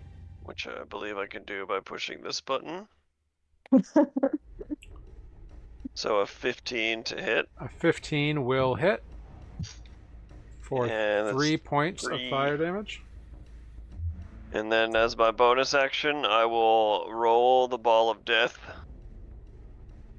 The skeleton crumbles into ash. Excellent. So I roll the ball of flame to this square, bumping it into this one. Okay. So this one needs to make a dex save. All right. DC 14, and I'll roll the damage. Does not succeed. So he takes 2d6, 8 fire damage from this ball hitting him in the bum. Nice. He falls to the ground in a pile of burning flesh, but then rises again, severely charred and blackened, but it is still up. That guy's really resilient. Yeah, That the is the first turn. one went down so easy. Yeah. First one was not as hardy, apparently. This guy This one just keeps getting up. This guy, he's high up on the list. Andra, we're over to you. Yeah. Andra is going to throw some magic missile at our friend who's trying to scare my friends. All right, fire away. 1, 2, 3. Force damage. All right, 10 points Total of 10. force damage. 3 darts. Poo poo poo. Smack into him. What does your magic missiles look like? Just little purple orbs? They're little purple stabby things. Cool. These 3 purple darts. Pew pew pew. And he takes him. And he turns his eyes over and looks at you, noticing you. Can I hide? No, I can't. No, it's an action. Never mind. Nope. I was going to say something stupid, and I've used my action already. So, That's all good. cool. I am going to step behind my friends over here. Okay, great. Next up, we've got some zombies. All 3 of them are going to attack Ozo. Mm-hmm. See if they do any better this time around. Oh, that is a natural 20 for 5 bludgeoning damage. And 2 dirty 20s for a total of another 5 bludgeoning damage. Cool. I'm gonna deflect the first one just because why not? And I've reduced the damage by 11. Mm-hmm. Did that reduce the whole thing? From that attack, yeah. Okay. And I'm gonna do the redirect, use a focus point to redirect it to the one who caused it. So it does 10 damage. Does 10 damage, DC 13 save. Dex save. It makes the dexterity save. So it takes no damage or half damage. It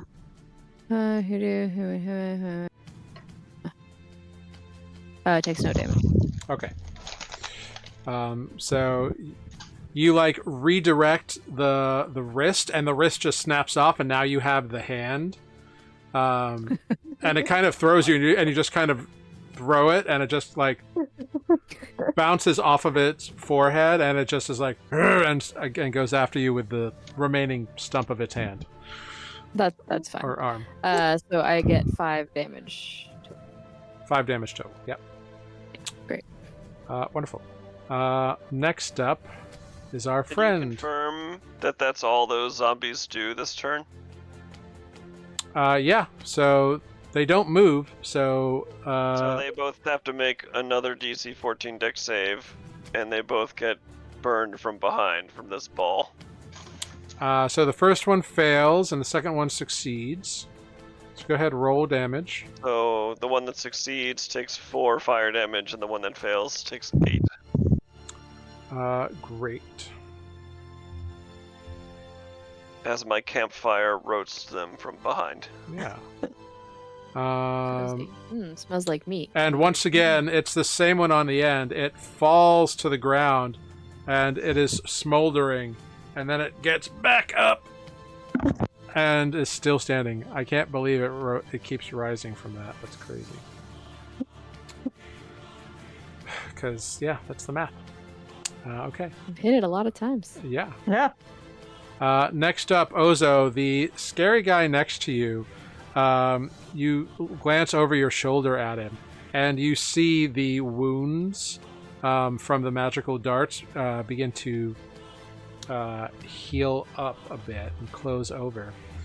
He still looks a little bit worse for wear, but it seems like most of the damage you all have been inflicting on him has been regenerating.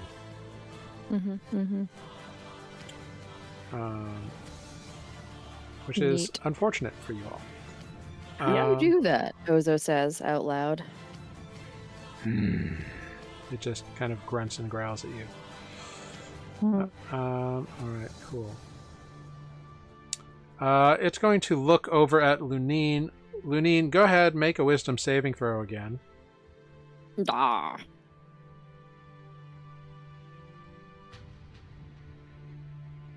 $14? You are once again afeared of this creature. Dang it. Fuck. Alright, well, it's a DC 15. Right, we've narrowed it down now. Yeah. And then it's going to go ahead and attack Ozo. Mm-hmm. First attack is a 10. And then a No. natural 20. Womp womp. Also a no, but a different no. No! That is 15 points of necrotic damage. Okay. And that is its turn. We are over to Corvus at the top of the initiative run. Do we have a Corvus? Corvus. Nope. All right. Yeah. Does pew-pewing still make sense? I'm driving a lift right now. Yeah. Yeah, it does. Okay, and you just do the Yep. do more of that. That's good stuff. Yeah. Cool. No. I'm pew-pewing. Bonus action, steady aim, advantage. Go ahead, fire away. Yep. Gonna do the shoe sting at the same edge zombie. 13 will hit. That is 13 damage, which is excellent. So the zombie crumples to the ground and does not rise again. Thank Jeebus. Right through the other eye. So now it's got no eyes. And you see like little bugs and stuff crawling out of the eye socket, Ozo, as it is Excellent. Dead on the ground. And does not get up again. Great. Glorious. Wonderful. Lunine, we're over to you. Alright. Do you want to do anything? Second wind. Okay. And does moving include teleporting? Technically, I don't believe so. Awesome. I'm not doing. I can't do it this turn, but it's good to know. It's very, very scary. 10. You get 10 hit points back. Yeah, teleporting is not considered. Good to know. Well, let's see.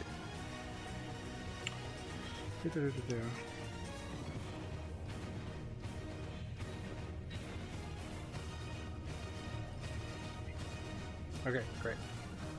Cool. All right, over to Renata. Renata, go ahead, roll me a private D20. And what is the flashback Renata sees in his mind in this moment of unconsciousness? I'm sorry, it's /GR, right? Correct. No.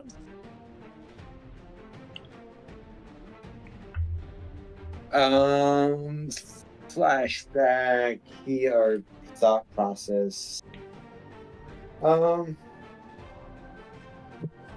He's thinking about what his conversation the previous night with the manager.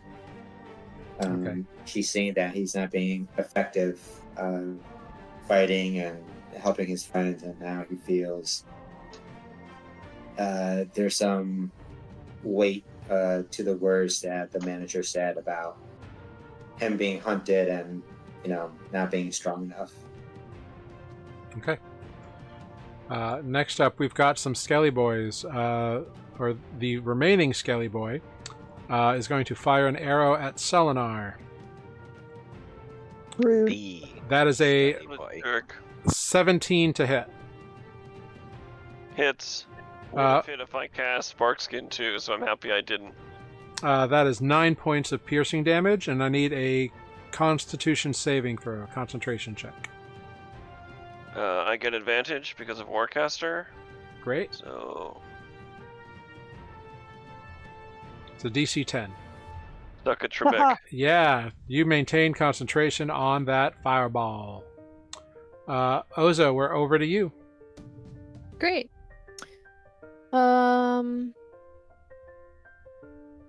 Yeah, this is what Ozo needs to do. I forget. Drinking a potion, is that a Healing action? potion is a bonus action, yeah. It's a bonus action. So any form of healing to do. That or this? Which one is more? Sorry, I should have looked at this before deciding how many ways to heal myself. Because apparently I have lots of choices. We're gonna drink a struggle. potion Okay. to start. Beyond 20 yet. Yeah, it's 2d4 plus 2. Oh, it didn't actually roll it because it's stupid. There. Hey! You regain 8 hit points. Nice. Take that. That was a good bonus action. And honestly, as my action, I'm gonna also give myself a slap in the face Okay. and do a hand of healing. All right. Oh, that you one was slap shittier. you slap yourself for 4 points of healing damage. That sucks. Come on, Fair, Ozo, what get is yourself on in the game. yourself? Get together. Get it together. Ozo looks like shit. Ozo slapping themselves, drinking potions, going, I got this. Okay. Nice. Very Yeah. cool. Ozo, you good over there? What?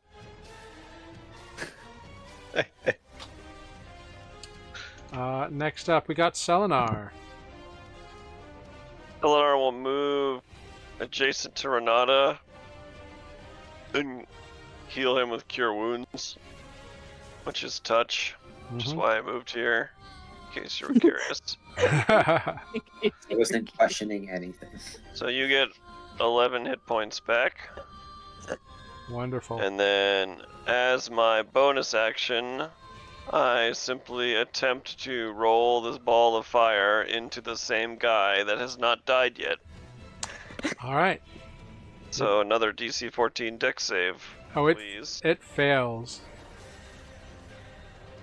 Dude, Somehow I damage. think he only has 1 hit point left, so maybe this roll doesn't matter, but here you go anyway. Yeah, do the damage. 9. Ooh, good.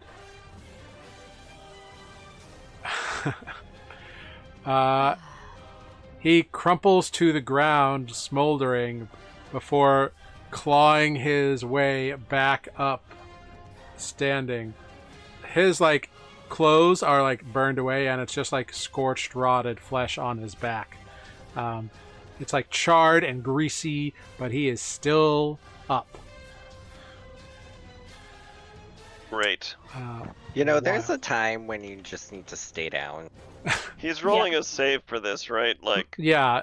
Essentially, when you get them to 0, they have a check that they do, or a saving throw that they do, based on the damage they took, that determines whether or not they stay down. Yeah, I was just... And this zombie I've killed him is just 3 times, so wild I'm just curious. Oh yeah, this one has died 5 or 6 times at this point. It's insane. Yeah, it just keeps getting back up again. Yeah, he's crazy. There's only 2 of them left, though. Andra, over to you. Cool. I'm also gonna come over here and hang out with my buddies. 1, 2, 3, 4, 5, 6. And I think that means I can then spit poison spray at this dude here. Okay. I thought you were going to spit at me because he stood right next to me. An 8, wow, unfortunately, will miss. Super unfortunate. I'm just gonna dribble some poison really dumb. Yeah, and he goes, what have I done? Oh, that's so embarrassing. You know, when you huck a loogie and the wind changes at the last minute? That's what happened. Yeah. Yeah. no. I'm just gonna put up my Hide in shame. hide in shame. All right. Zombies, the next, are gonna try to punch Ozo.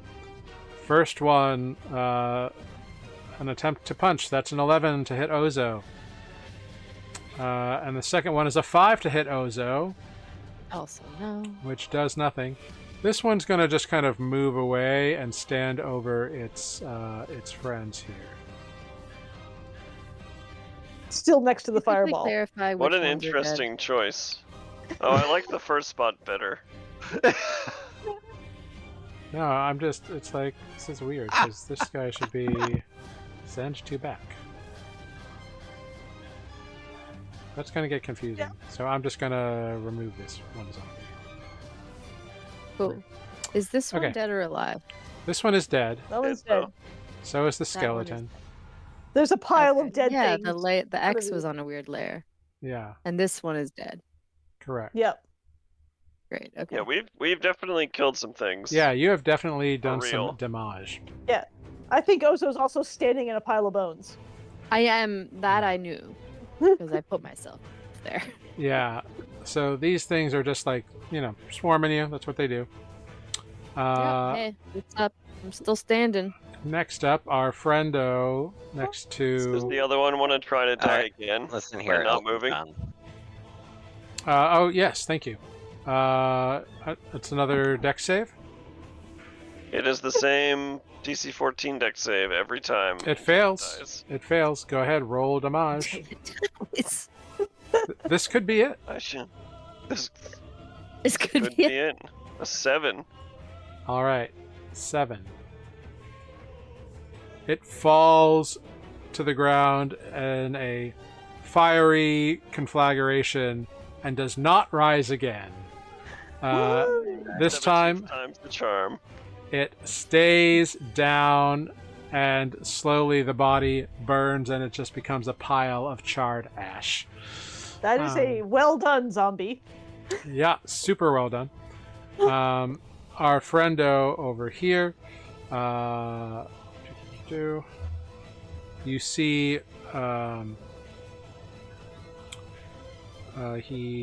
Lunine, make a wisdom saving throw. Sorry, I forgot at the end of your turn. –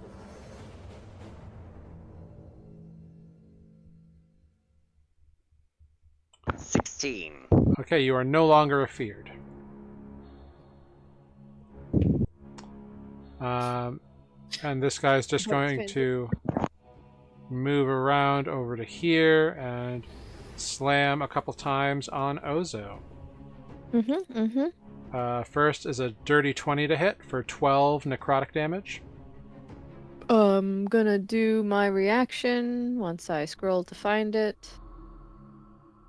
I will No, it's not. I can't do that because it's necrotic, isn't it? Yeah, it's all necrotic. Great. How much was that again? 12. Cool. And he will slam against you again for the 17 to hit for another 10 necrotic damage. And I'm down. Ozo falls to the ground unconscious. It then stares at Lunine. Lunine, make another wisdom saving throw. It has figured out... Be immune to this at some point. 7. Okay, it scares you once again. A fear. Yeah, it seems like its job is keeping you out of the fight for the moment. He's doing great. Yeah, he is. Doing a great job. That brings us over to Corvus. Corvus is going to shoot the big bad. Yeah, go for it. Steady aim, all that stuff. Did Yeah, it roll? so It's you have not. advantage with the Roll bonus now. action. Hey. And that is a natural 20. Have a whole bunch of damage. Yeah, fuck me. That is, damn. That is so much damage. 19 Alright, plus, more math than my brain can do right now. plus 19 plus 14 is 43. Woof. 33. 33. That's wild. 33. Awesome. I'm sorry. Can you Yeah. repeat that one more time for me? You just did a nat 20. And You just 33 nat damage. 20 with 33 damage. Yeah, and rolled really high on your damage rolls. Amber. Yeah. You have to roll for me more Yeah. often. So this bolt, deep into the heart, it embeds itself into. Also, this is, I think, your 4th attack, so just make sure you're marking off bolts here. Arrows. Oh, right. So, deep in the heart, it hurts. And it looks really noticing Corvus for the first time as well. Lunine, Congratulations, you got his attention. Yeah. Lunine, He knows we're his over duty to now. you.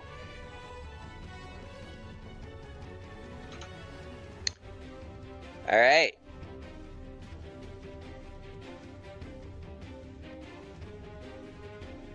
Renata, you're on deck.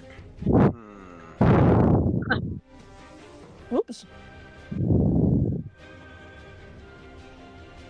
Didn't mean to pull on that cord. What you got, Lunine? Yeah, I got nothing. I end my turn.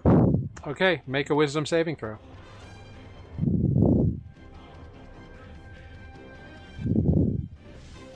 No. You are still afraid. Renata, we're over to you. You are prone on the ground, but alive. Great. I will stand up. Yeah. Half my movement. Ozo is down, right? Yes. You can see Ozo down on the ground. Yeah, so let's get Ozo back into the fight. I cast Healing, Word Up, a reference to the original 1986 song by Cameo. You get 8 healing points. Cool. Wonderful. And then I'm going to use the rest of my movement to kind of move down this way. Great. That's my turn. Our sole remaining Skelly Boy fires at Selenar. Patwang! But with an 11, we'll miss. Ozo, we're over to you. You are conscious, but on the ground. You know what? I'm up. So guess what I'm gonna do? I'm just gonna keep punching. Go for it. Yeah, hell yeah. Yeah. I'm gonna punch the ugly face dude. Mm-hmm. 24. The ugly one. Hits for 6 bludgeoning Oh, damage. no. Great. I'm gonna hit again while I'm awake. Nope. I'm a little. 10 will little not off hit. still. Good times. All right, Selenar, over to you. Having a rough day. So everyone is alive again. So Selenar is going to first bonus action, roll the ball of doom, spinning dramatically like a cue ball around all of these people, and then smash it into this dude's face. So he needs to make a dex save. Ooh, okay.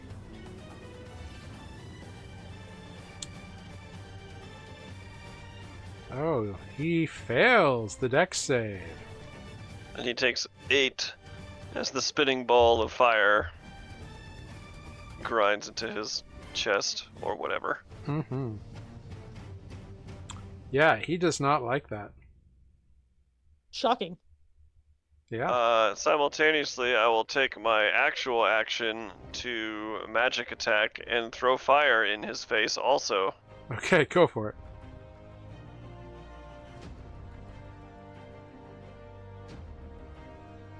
It's a 23 to hit for 4 damage. Yeah, that'll do it.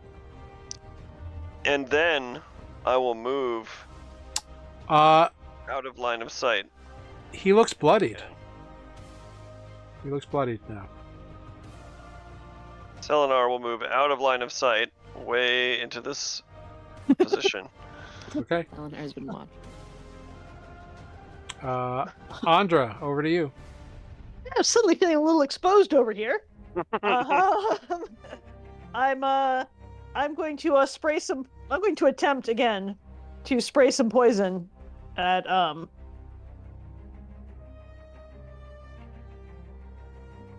at that guy. Come on, do the thing. At the who? At the skeleton? No, at the big bad. At the guy we keep trying to set on fire. Okay. 17 hits. For 8 poison damage. You spray and the poison splatters him in the face and has no effect. Damn it! Would you care to join me against my wall? Yeah, I'm just going up against the wall with Selenar over here because 1, 2, 3, 4, 5, 6. Because god damn it, why is everything immune to poison? Mm-hmm. All right. Next up, our sole remaining zombie here is just going to get away from the fireball. Boring. And punch or try to slam into Ozo. Mm-hmm. That is a 13. Nope. Great. Ineffective zombie. Then our friend here is going to stare at Corvus. I need Corvus to make a wisdom saving throw. Cool. I'm gonna roll that so I can read. 15? No effect. This creature looks at Corvus to terrify him, and Corvus finds the nerve and steel to withstand the fear. I've faced death before, thinks Corvus. Yeah. So he just straight up leaves Ozo and goes over to Corvus. Womp womp. No. Jim? And makes 2 attacks. That is a 17 to hit. Do I get an opportunity attack? You do. 19. Great. He takes 4 points of bludgeoning damage. And then it's a what to try to hit? 17 to hit Corvus. That will hit Corvus. He takes 11 necrotic damage. Great. And then I have to do math. another slam attack.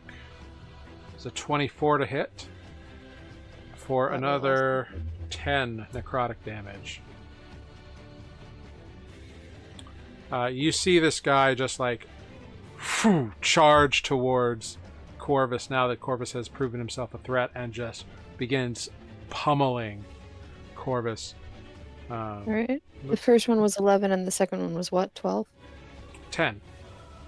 10. 21 in total. I think he has 7 hit points left. 11 because he had temp. Oh, he had 10. Great. Yep. Great. And it is now Corvus's turn. All right. Well, Corvus is going to short sword. Yeah. What else are you gonna do? 21? 21 will hit for 8 points of piercing damage. And then, if my understanding is correct, bonus action could be a few things. Dash, disengage, and hide. And stab. Or dagger. Well, he's got the hand crossbow in his other hand at the moment. Ah, he doesn't have a free hand. He doesn't have a free hand for dagger. Oh wait, no, you use the short sword. Yeah. Because the dagger has Nick. Mm-hmm. Yeah. Right, which I'm trying to read, but got distracted. Cool. That's fine. Corvus is going to have some self-preservation and then disengage. And move toward the fire. All right. He dashes over towards... Like over here. Yeah, he dashes over there. Great. Disengage and move. Yeah. Very Great. cool. Not like in range of getting hurt by the fire. Preferably. I just sorry. Yeah. Yeah, back against the wall. He knows what he's doing. He digs himself into the fireball. Lunine, we are over to you. Life is not worth living anymore. All right.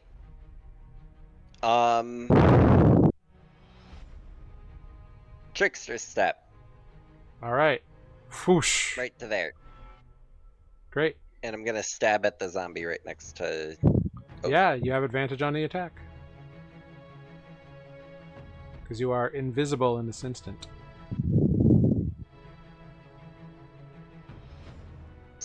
18. 18 will hit. Red, roll damage. For 10 stab damage. Alright. A valiant stab. It is still standing, however. Just barely. You stab it through the back, the blade points out the other end, and it like... surprised. Anything else on your turn, Lunine? Nope. Alright, Renata, over to you. I'm gonna join this fight here and true strike with my rapier. Attack it. Yeah, go for it. Oh my god. You stab through a pre-existing hole in the body, so it takes no additional damage. Yeah, check. You struck true. You were going for accuracy, if not effect. Thanks, man. Well done. The words are kind. Only a Deadeye could have made that stab, so good job. Say no more. Like threading a needle. Yeah. Okay, guys, everyone stop. Stop giving me compliments. You're hurting my feelings. All right. Okay. Well, let's see. This Skelly boy is going to come over here and fire at Corvus this time. Okay. Patang! And its bow, the arrow flies through the flaming sphere, lights on fire, and lands right here, giving off a little bit of heat and light, and the guy just like looks like very, very wrong. Ozo, we're over to you. Cool. Ozo is gonna take this moment to try to punch this zombie. Zombie. Solid plan. Only a 12. 12 will hit. It crumples to the ground and rises again to threaten you all. Just punch it again. Oh, 20. natural 20. Nice. You wheel back with this like and a massive uppercut, and you feel the jaw not only break but impact the upper mandible, and you hear a as the entire skull separates, and you hear a as the dry rotted flesh tears off the neck, and the head just goes boom and rolls away about 15 feet on the ground as the creature falls down dead. They don't like getting hit critically. It's great. Super fan of Those were some excellent sound effects, Jared. Thank you. Yes. All of the description really brought me deep joy. And Ozo is going to stand there panting and then move toward the skeleton. Okay. Selenar, over to you. Selenar is going to spin his ball of death. I need to make sure I can move it this far. I think I can move it 30 feet, but I'm going to check. As a bonus, 30 feet, and I want it to go 25 feet. So I'm putting my ball of flame between him and us, and then hitting him with it. So he needs another dex save. All right. And he takes 8 or 4. Your pick. He takes 4. He succeeded this time. Then I will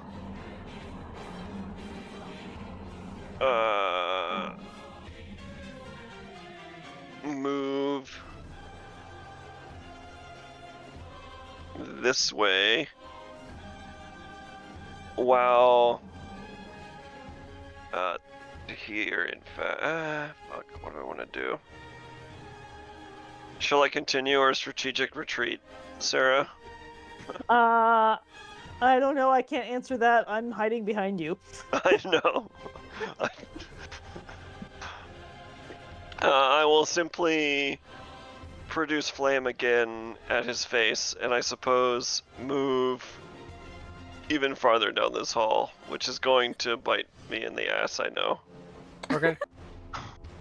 But here's the attack roll. Good Go luck. for it. Oh, a nat 1. Rip. Yeah, you're like, shit, this guy's coming. You release the flame, but it's too much. And it burst you for for actually 4 points of fire damage. As But I only rolled a 2. you don't roll nat Alright. you don't roll nat 1 damage. I get to. Boring. I do roll a smaller die though. Okay, it's only a d4. I'm actually going to move as far as I can. Cool. And as hoping that he doesn't have 30 feet speed. Yeah, he seemed to move perfectly fine. But you can zip up down there. The hallway just continues. Go ahead, make a Constitution saving throw from your premature immolation. Is this for the concentration? Yeah. Yeah. It's a concentration check, so Uh, you have advantage.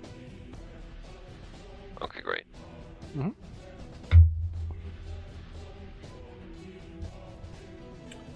A 12 is enough. Yep, 12 is enough. Good, because the nat 1 definitely wasn't. Yeah. Very good. All right. So I'm trying to move 30. Yeah, that's 35 feet. Okay, I'm good. All right. Over to Andra. Cool. Please kill him. And just as a reference, you have now lost sight on your sphere and everything else that's going on the battlefield. But it still exists, right? It still exists. Great.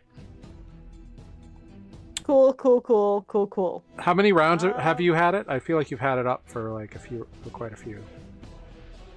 It's been like 4. I think it lasts 1 minute. So yes, so it lasts for 10 rounds.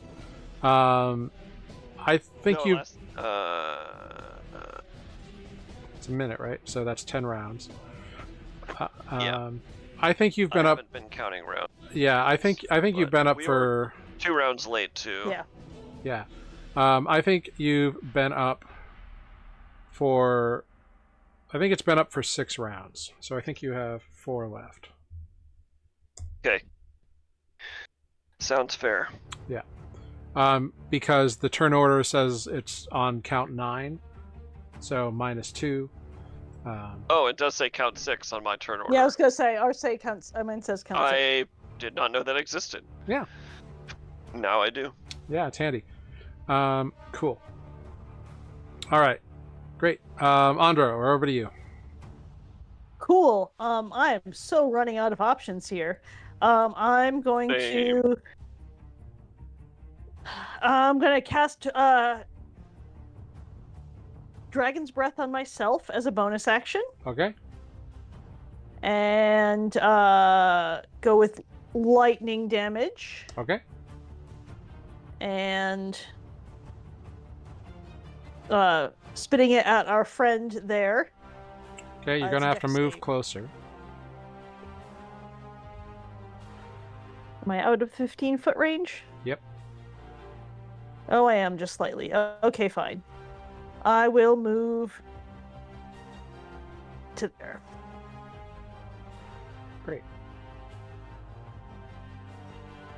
Yeah, now he's in range. Mm-hmm.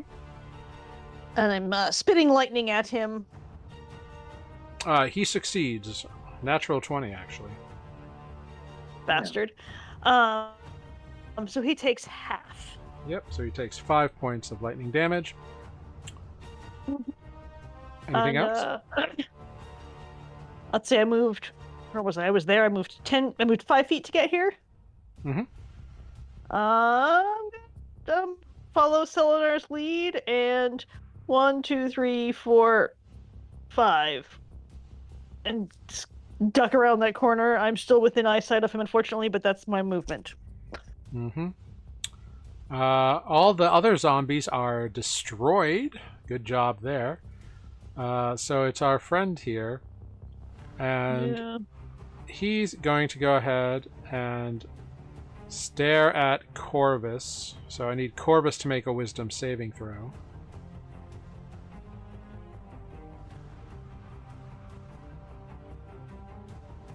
Corvus is now afraid. Sorry, I did it for you. As he... That's okay. Doing it on the phone doesn't really actually. It's so slow. As the kind of more armored undead guy just comes up and faces the now terrified Corvus. That is an 18 to hit for 11 points of necrotic damage. That hits and Corvus is down.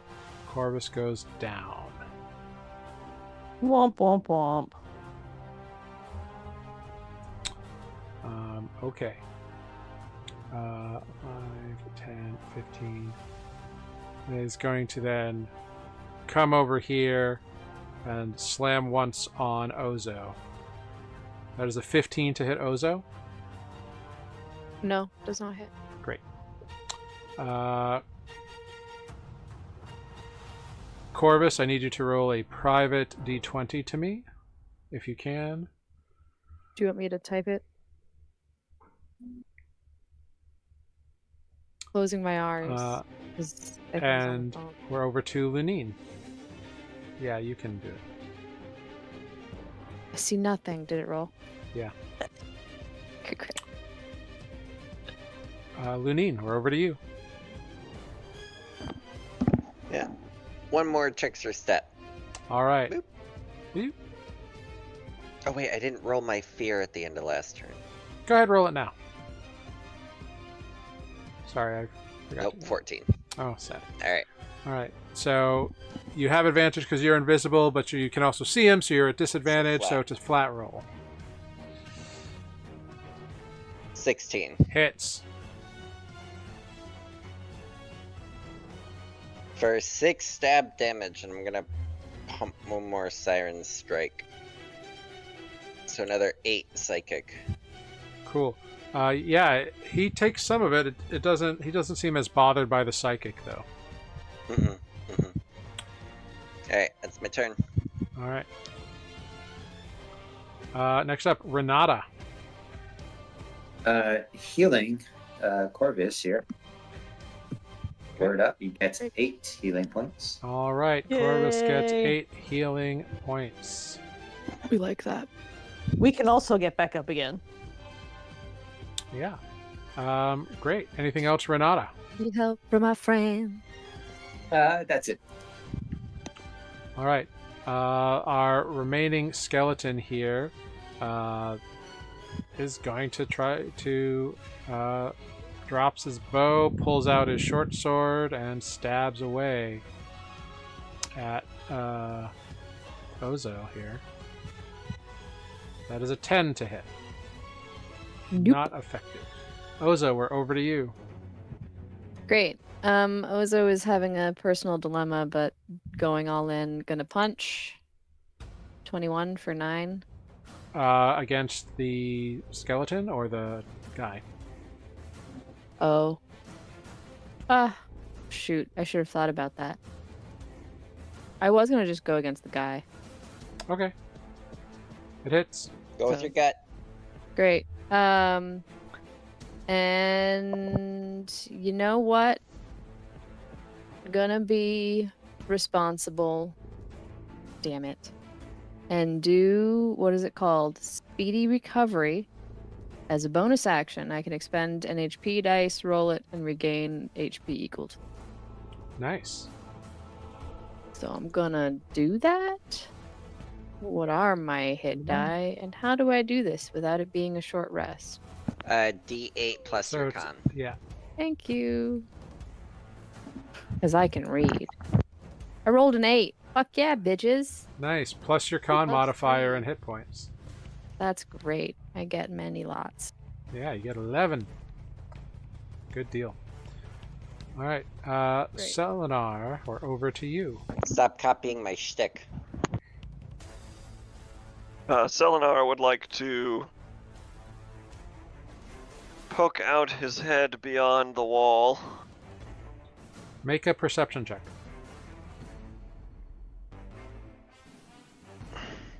If you move to 14. there...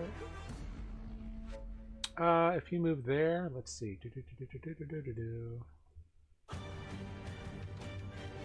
Yeah, you can see him. Great. So while I am moving, I would like to cast the Cure, which is what I have renamed Cure Wounds to, on myself. Okay. Vroom. Because we're just going with the music theme on this whole game now, thanks to Renata. Yep. It's every day for me. Great. 12 hit And then, points. I would like, with my bonus action, to rolleth thine ball of death to this square and hit the guy in the back with it. Yeah, go for it. He fails the dex save. So 7 burn damage to his bum. Yeah, he Specifically. roars in frustration and anger. Anything else on your turn? Nope. Andra, over to you. All right. I fear that I may no longer be in range to do anything, but 1, 2, 3, 4, 5, 6 gets me to there. Okay. Which Yeah. doesn't get me a damn thing. I am now have nothing in range. Wait, is that true? Give me my line back. Give me my line back. Yeah, I can spit poison spray at the skeleton. This is the one you did before and that didn't Poison work, them right? bones. Is the The other dude. the other dude has no Yeah. effect on, but we don't know about the skeletons. Skeletons Oh, gotcha. might be 17 hits. 2. You spit poison at the skeleton. It does not do as much as you had hoped it would do. If they are resistant, they are not, because I'm a poisoner. Ah, excellent. Yes, I finally get to use the damn thing! Yeah, well done. Yeah, it takes the 2 points of poison damage. For a whopping extra 1 point of poison Yeah. damage. But by golly! All right. Anything else, Andra? No. All right, zombies are dead. That leaves our friendly friend, who's going to look at Ozo here. Ozo, go ahead and make a wisdom saving throw. You're not the boss of me. Ozo Yeah, he Wizard. is. 15, so that is a Definitely 5 is a failure. And then it's going to slam into you. That's a 24 to hit for 10 necrotic damage, and a 9 to hit. He rolled very badly. Great. Ozo is still standing, though feared. He is then going to swivel around over to here I'm at. to get Lunine, or on the other side of Lunine. So Ozo, you would get an attack of opportunity if you want to take one. Sure, I'll do it. It's at Every disadvantage. attack is a good attack. 10 will Only miss. a 10. Great. Corvus, prone on the ground and afraid, can make a can do something if he wants to get up. Matt, would you like to chime in, or I'm gonna have you stand up and shoot? Speak now or forever hold your peace. Great. Standing up and then shooting, even though it is a disadvantage. Am I able to do steady aim? Yeah, you can do steady aim, so it makes it a straight roll. Perfect. 14. 14 will hit. And does it get sneak attack because he's engaged? Yeah. Great. Yeah, he looks really rough. Good. That's 16. Yep. All right. At the end of your turn, Corvus, make a wisdom saving throw. And Lunine, we're over to you. Alright. Jetta sword behind me. Mhm. With a natural 20. Are you at disadvantage because of your No, because fear? I have Vex, and I hit him last turn. Oh, right. So it's a straight roll, so the natural 20 stands. Mm-hmm. Lunine, what does it look like when you destroy this creature? Oh, thank goodness. Woohoo. Lunine just does the same decapitation thing he did to the other zombie, but like juts the short sword back and then just kind of slams his hand on the hilt, just pops his head off. Yeah. The blade hilt deep into the throat and the stabbing. It's like, and then as you pull it out, you slap down on the blade and you hear a wrenching as the body crumples to the ground and the head goes flying. As this happens, you see a form kind of like rise up like a shadowy wraith-like figure and then just kind of disappear in the air. That's probably a bad sign. And it is down for the count. I Just go over one to skelly. examine its head. There's still one skeleton remaining, but Right. but with all of you, I think it's fair to say you can take down a skeleton because the fear effect vanishes Mhm. on all of around you. and flicks Not its me. forehead. Yeah. Bad. So, Lunine, if you wanted to do anything about that, you can. I go over to the skeleton. Great. Wonderful. Love that for you. 22. 22 hits the skeleton. 7 stab. Which is how many hit points it had. And you just slice through it and tumbles to the ground. And we will end the session there with you having defeated some sort of undead creature here in this establishment.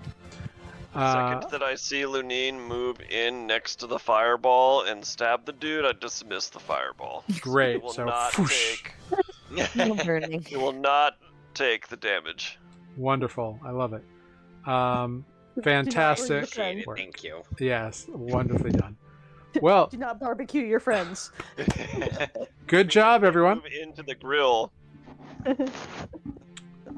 Good job, everyone. You successfully defeated a very difficult fight, actually,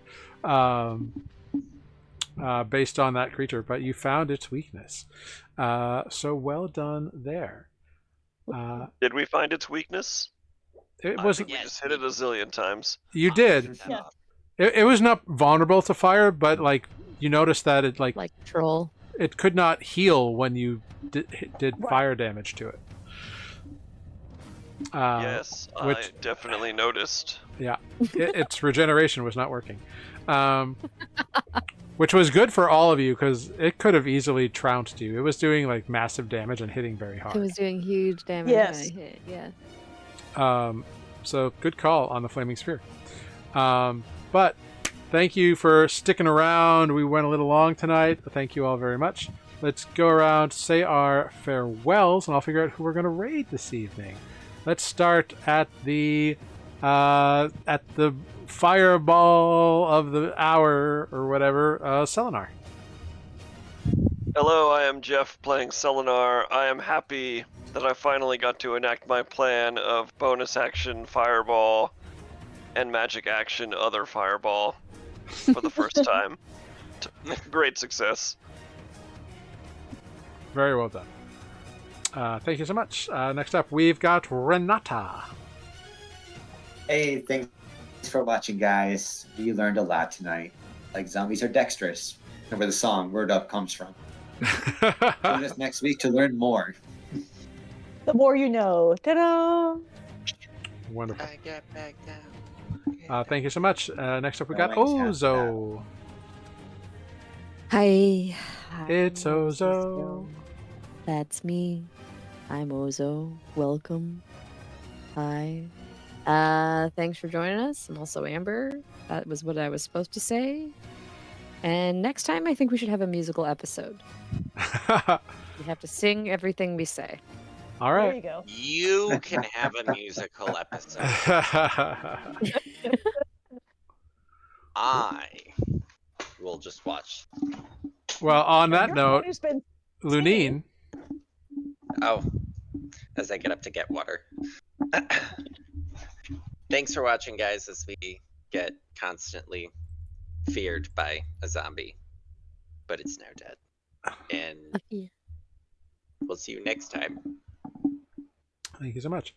And I don't know if we have a Corvus to say goodbye. We have some semblance of him to say Hey. goodbye.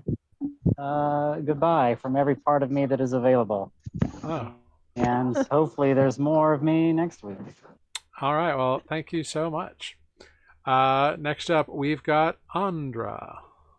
Hey, I'm Sarah. I have been Andra, who, by the way, can spit lightning for another 45 seconds. It just keeps repeating. Because that was my last spell slot, and I figured at least I could do that for a while. But we are Newly Forged, and we have a YouTube channel that you can catch up on our past episodes on. And we have some social media. We have Blue Sky and an Instagram. You can follow us in both of those places, as well as on Twitch, where you can watch us maybe kill more zombies. Wonderful. Or maybe make some. Maybe. Wonderful. Thank you. And thank you all so much. I am Jared, your humble dungeon master here on Newly Forged. Thank you for joining us this evening. Thank you, Taco Sanmashu, for the very kind words in chat. Thank you, I've Got It, for being here and being the best mod on Twitch. Thank you all so much. We're going to go ahead and raid over to Dork Tales tonight. They're playing some D&D over there. So let them know that they have been newly raided. And we will see you all next week. We will be starting, I haven't actually talked to the cast about this, but we will be starting late next week because I have to work until a certain time. I see. But we'll start about an hour or so late. We'll start at about 8 o'clock. But that's all, or as soon as close to 8 as I can get home. But that's that. So thank you all so much for being here. Be the positive in the world. Be the happiness in the world. Hug someone who needs a hug if they're consenting and all that jazz, because it's rough out there for a lot of people these days. Don't be a dick. Thank you all so much, and until next time, goodbye. Bye.